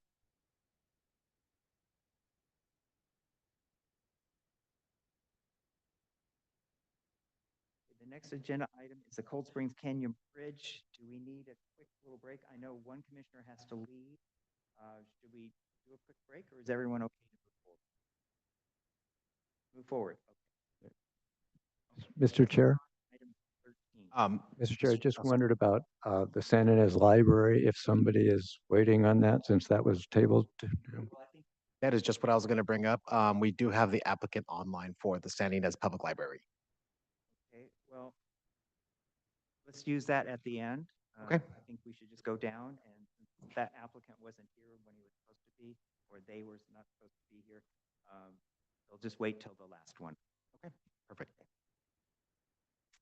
I'm glad that they're here. Okay, item number 13, designation of Cold Spring Canyon Bridge as County Historic Landmark. The County Historic Landmarks Advisory Commission will consider adopting a resolution designating the existing Cold Spring Canyon Bridge as County of Santa Barbara Historic Landmark. The bridge is located at County Route Post Mile SB 154 PM 22 95-23.19. It's in the 3rd Supervisorial District. HLAC will consider determining that such action is exempt from the California Environmental Quality Act pursuant to Section 15308 of the CEQA guidelines as an action taken by a regulatory agency as authorized by local ordinance to assure the maintenance, restoration, enhancement, or protection of the environment where the regulatory process involves procedures for protection of the environment. So this is a continuation from our last month's meeting of September 9th. And the changes that we had talked about were put into the resolution that's in front of you. And the most important changes was on page 3, 2D. The wording was changed. It's 2D is if the current wording is if the owners remove the non-historic suicide barrier, removal of the barrier alone does not require review by the County Historic Landmark Advisory Commission. So what this means is if it's just that single barrier is an issue, they can do it without coming to us. But if there's other projects attached to it, then it would have. That's why it's worded the way it is. I think it was a very nice way of putting it. Commissioner Duncan, do you have any comments? Mr. Chair, there is one other thing that was changed, and that was in number 3, the different paragraphs about the significance of the bridge. At the very end of that, we had a claim about the size of the bridge, which was too general in its scope, and it also didn't really speak to how the bridge was groundbreaking. So that's why we've got a new sentence at the end that says, at the time of its construction, the bridge was twice as long as any existing steel arch bridge in California, and it remains the largest steel arch bridge in the state. That's what we have now, because that's accurate. It's taken from the EIR. It's actually the supplement to the EIR for the suicide barrier that was analyzing the impacts of the barrier, but it had all the history and how special the bridge was. And that's more accurate than what we had stated there before. So let's see, any ex parte from commissioners before we move forward on this? Okay. I guess I could say I've been in conversation with Caltrans. They sent an email. I had sent them this new version at the middle of last week after we finally got it finalized. And they just sent back saying that they were very pleased with the wording. And they probably, hopefully, might be online now.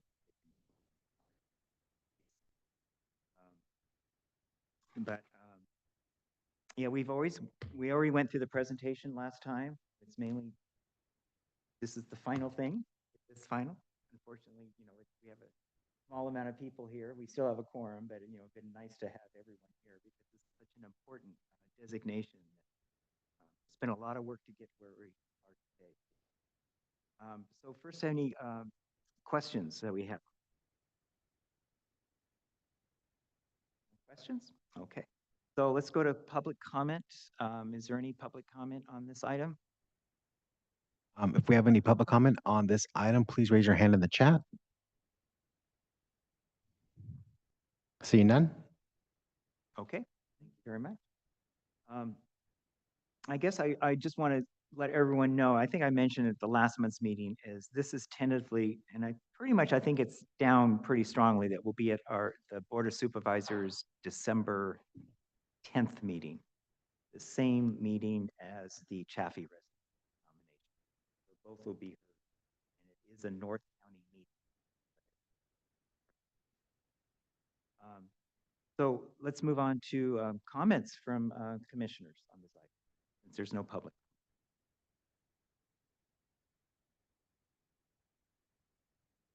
Mr. Chair. Yes, I think all of us were very supportive of his nomination and designation.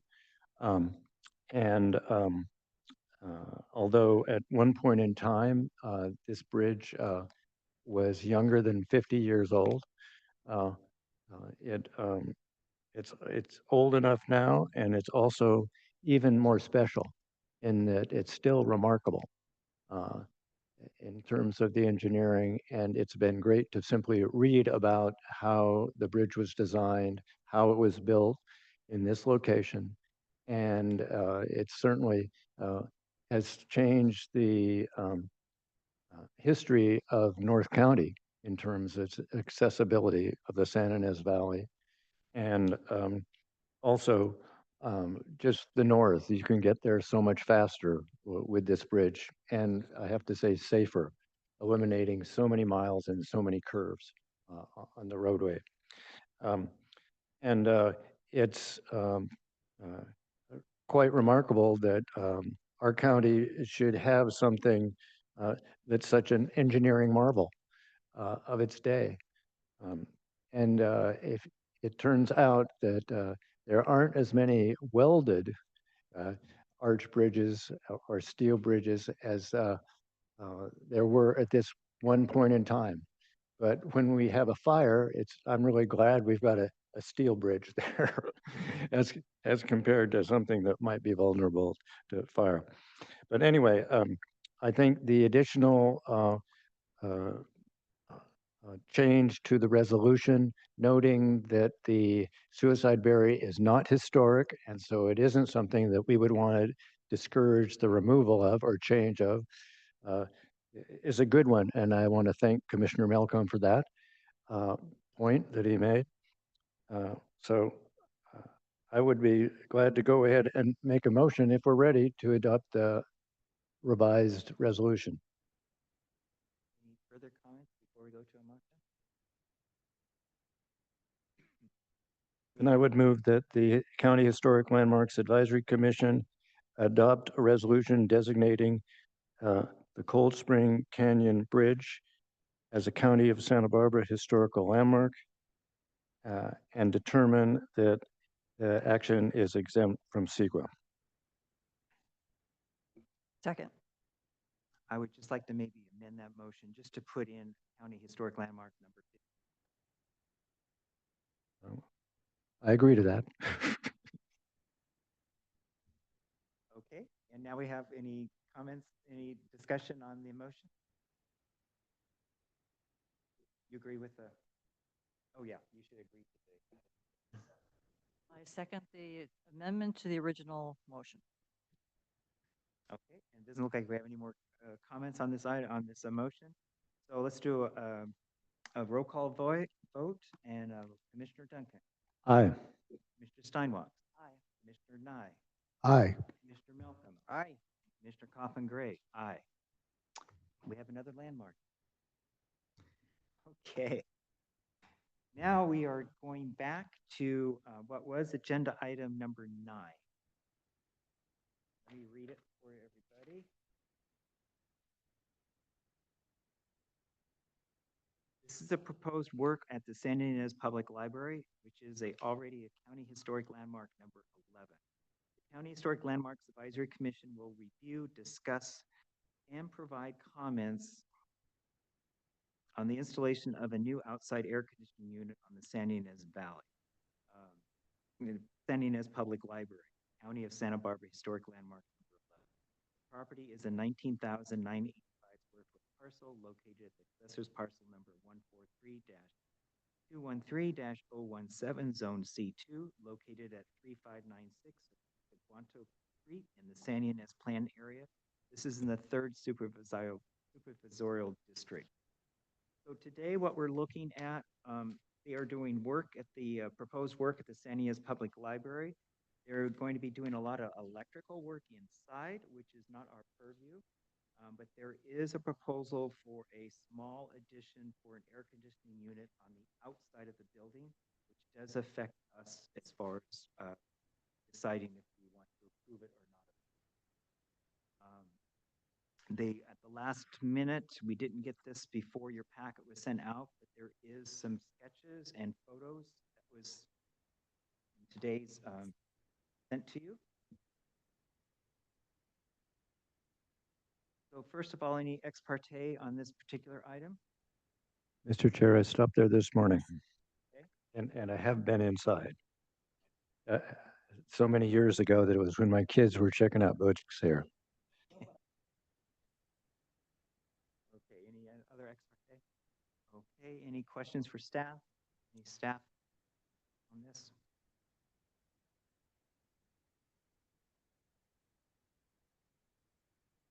Okay, well, let's go ahead and move to the presentation from the applicant.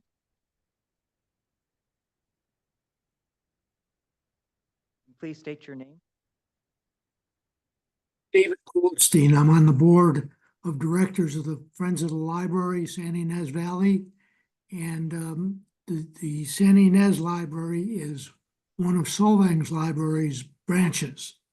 And we man this library every week for 3 hours from 1 to 4 and that's the only times it's open.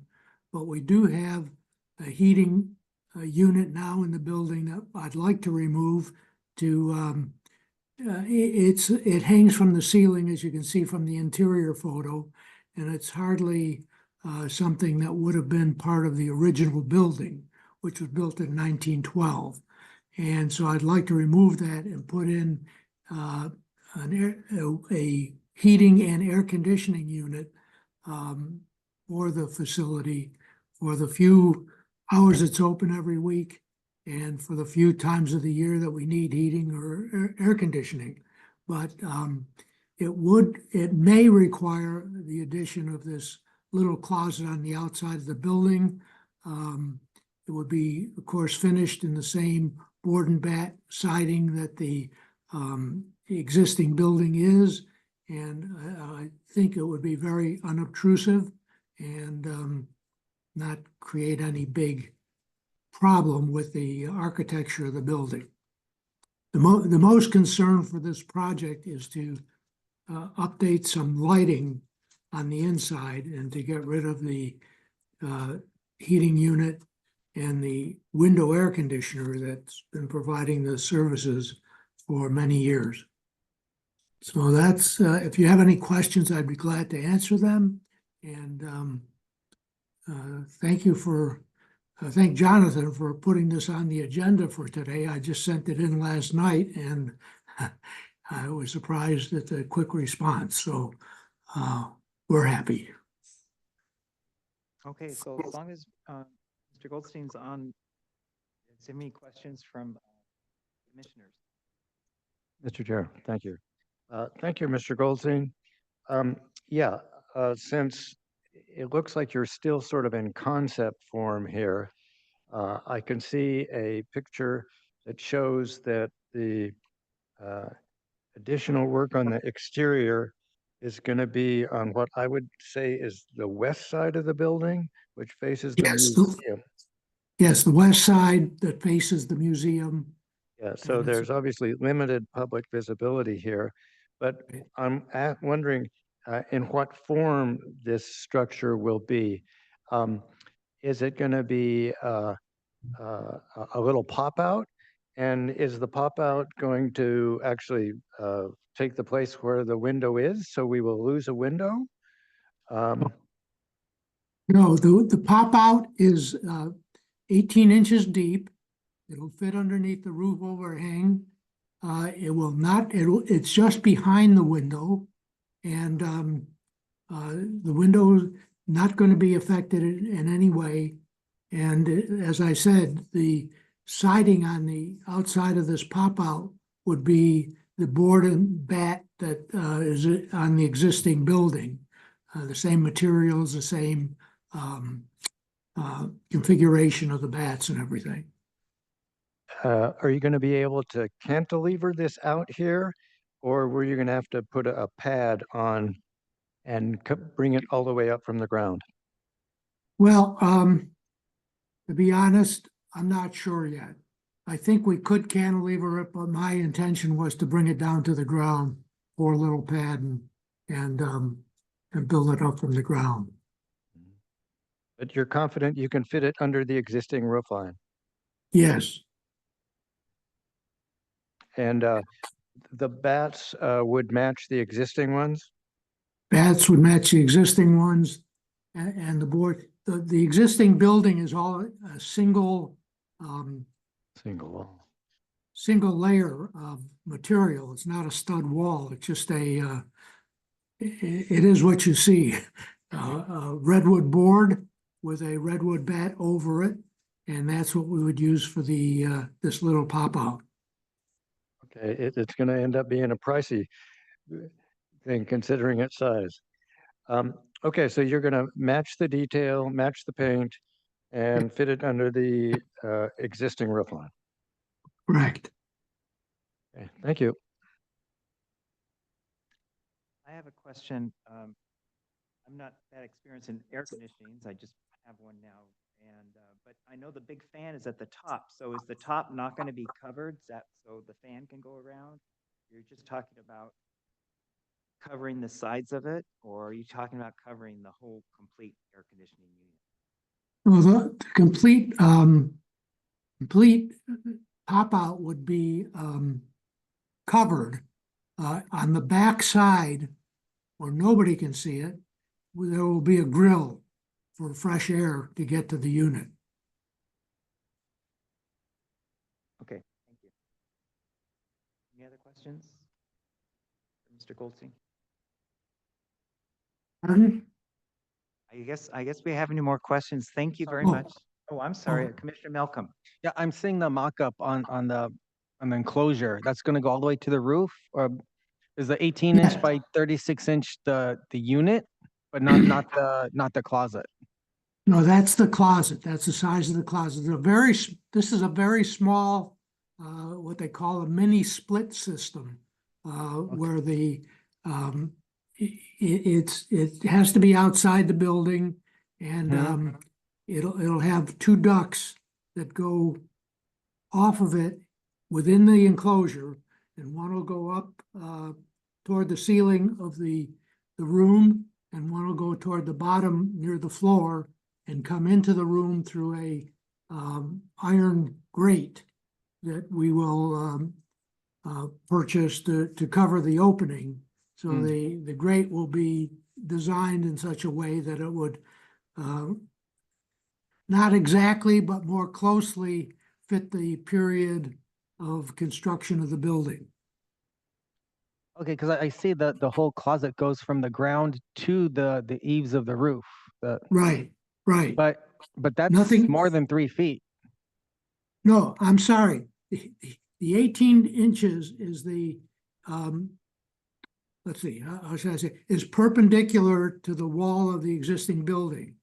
The 3 Okay. the 3 feet is parallel to the wall of the building. Okay, excuse me. Okay, thank you for that clarification. Yeah. Okay, now I understand. Thank you so much.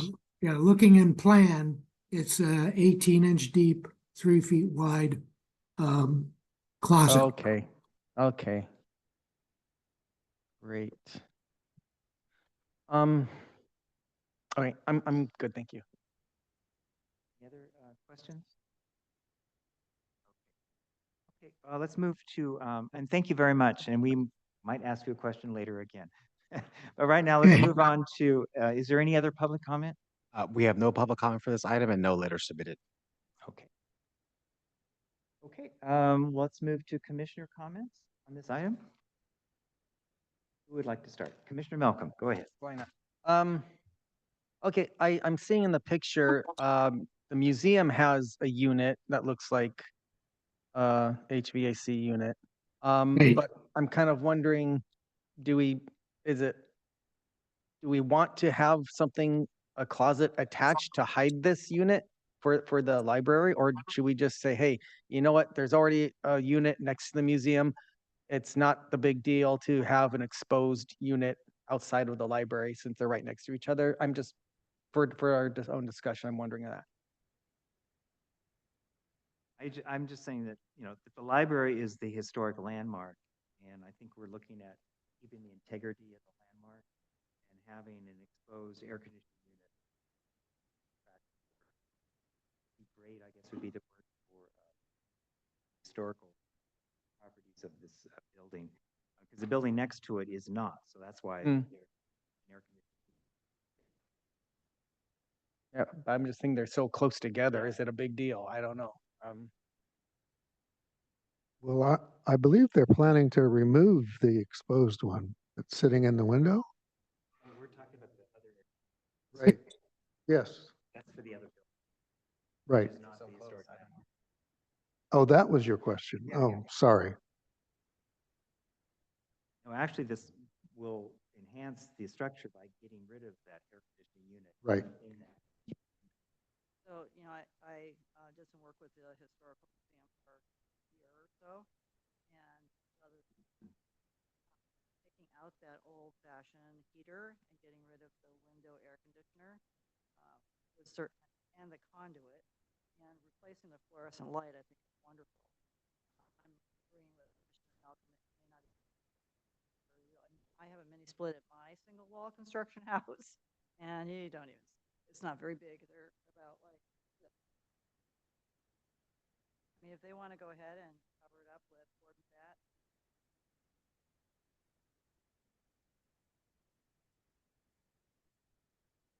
Okay, we're still on. Yeah, I support the project. I can approve it. Commissioner Duncan? Are we at comments here? Still in comment. We're in comments, okay. Um, Well, this little box, and that's what it is, can get hot, yeah, and it can also be cold, and especially because it's single wall too. So I can understand the need for better heating and ventilation, and certainly it's a good idea to now take that unit out of the window and put something that actually is going to distribute air in a better manner, having an intake down low and or up above, depending upon what they're doing, and dispersing the air better. So I'm supportive of what is proposed. And I'm glad that Mr. Goldstein is willing to do this, I assume pro bono. So, and I'd rather not see a unit on the exterior. So I think having it shielded and also using the same material, which the rest of the library is built in, is a real asset. Because this is early enough where you've got a really nice large redwood boards. This is comparable to some of the houses in Ballard in particular that have a single wall construction still. So I'm supportive of what's proposed. It's the simplest and least obtrusive way, I think, to see it. And fortunately, it's being placed on what is the least public of the four elevations of the structure. The most public, obviously, are the side that faces the street, which is the north, and the side which faces Faraday on the east. But you can still see a little bit of the south. So this is by far the least public side. And I'm supportive of what's proposed. Just a quick comment. I agree with everybody. I think this is a very good solution. Since it is a historic structure, I think it is important to have it covered. And I agree with Mike. Anyone like to make a motion? Could I ask a quick question first, which can be answered in one sentence? I've never been in this library. Is it for all ages or is it a children's library? Okay, thank you. Mr. Chair. Just, Yeah. you are all more than welcome to visit it on any Saturday between 1 and 4. And it has books are supplied by the Goleta Valley Library and through the Solvang Library. And it has a regular collection. And we have been requested to take books out of this library so they can be distributed to people that call up on the Black Gold system and want to have the book down in Santa Barbara or wherever.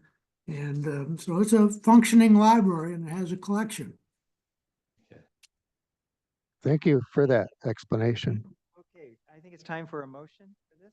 Mr. Chair, one more comment. One really nice aspect of this is it keeps the roof line just the way it is. Because that is actually one of the really nice things about this little structure. It's basically a little sort of Greek revival temple and with the porch stuck on. So I'm glad to move that the HLAC approve the proposal to add a small exterior closet housing the HVAC unit to be finished to the San Ynez Public Library and to be finished to match the existing structure and determine that the project is exempt from CEQA. I will second. Okay, we have a move and second by Commissioner Steinbach. May I comment, Chair? Pardon? So this one was agendized for comments because it's an older resolution. It doesn't have those conditions in there that require approval. So this one is just comments. It's just comments. Okay. Well, I thought that the older ones, if they didn't have it, we still had purview over the outside of the buildings. oh, how about if we use the language instead of approved support? Sounds good. Okay, so we have support, we have a second. Since it's not approval, support, let's say all in favor, say aye. Aye. Okay, it's been approved. Okay, that's our last agenda item. I just want to remind everybody that next month's meeting is a week later. So it's the third Monday because there's a holiday in there. So our next meeting is November 18th, 2024. And our December meeting will just be week after that. So it's very close. So I'm adjourning this meeting and our next meeting is November 18th, 2024.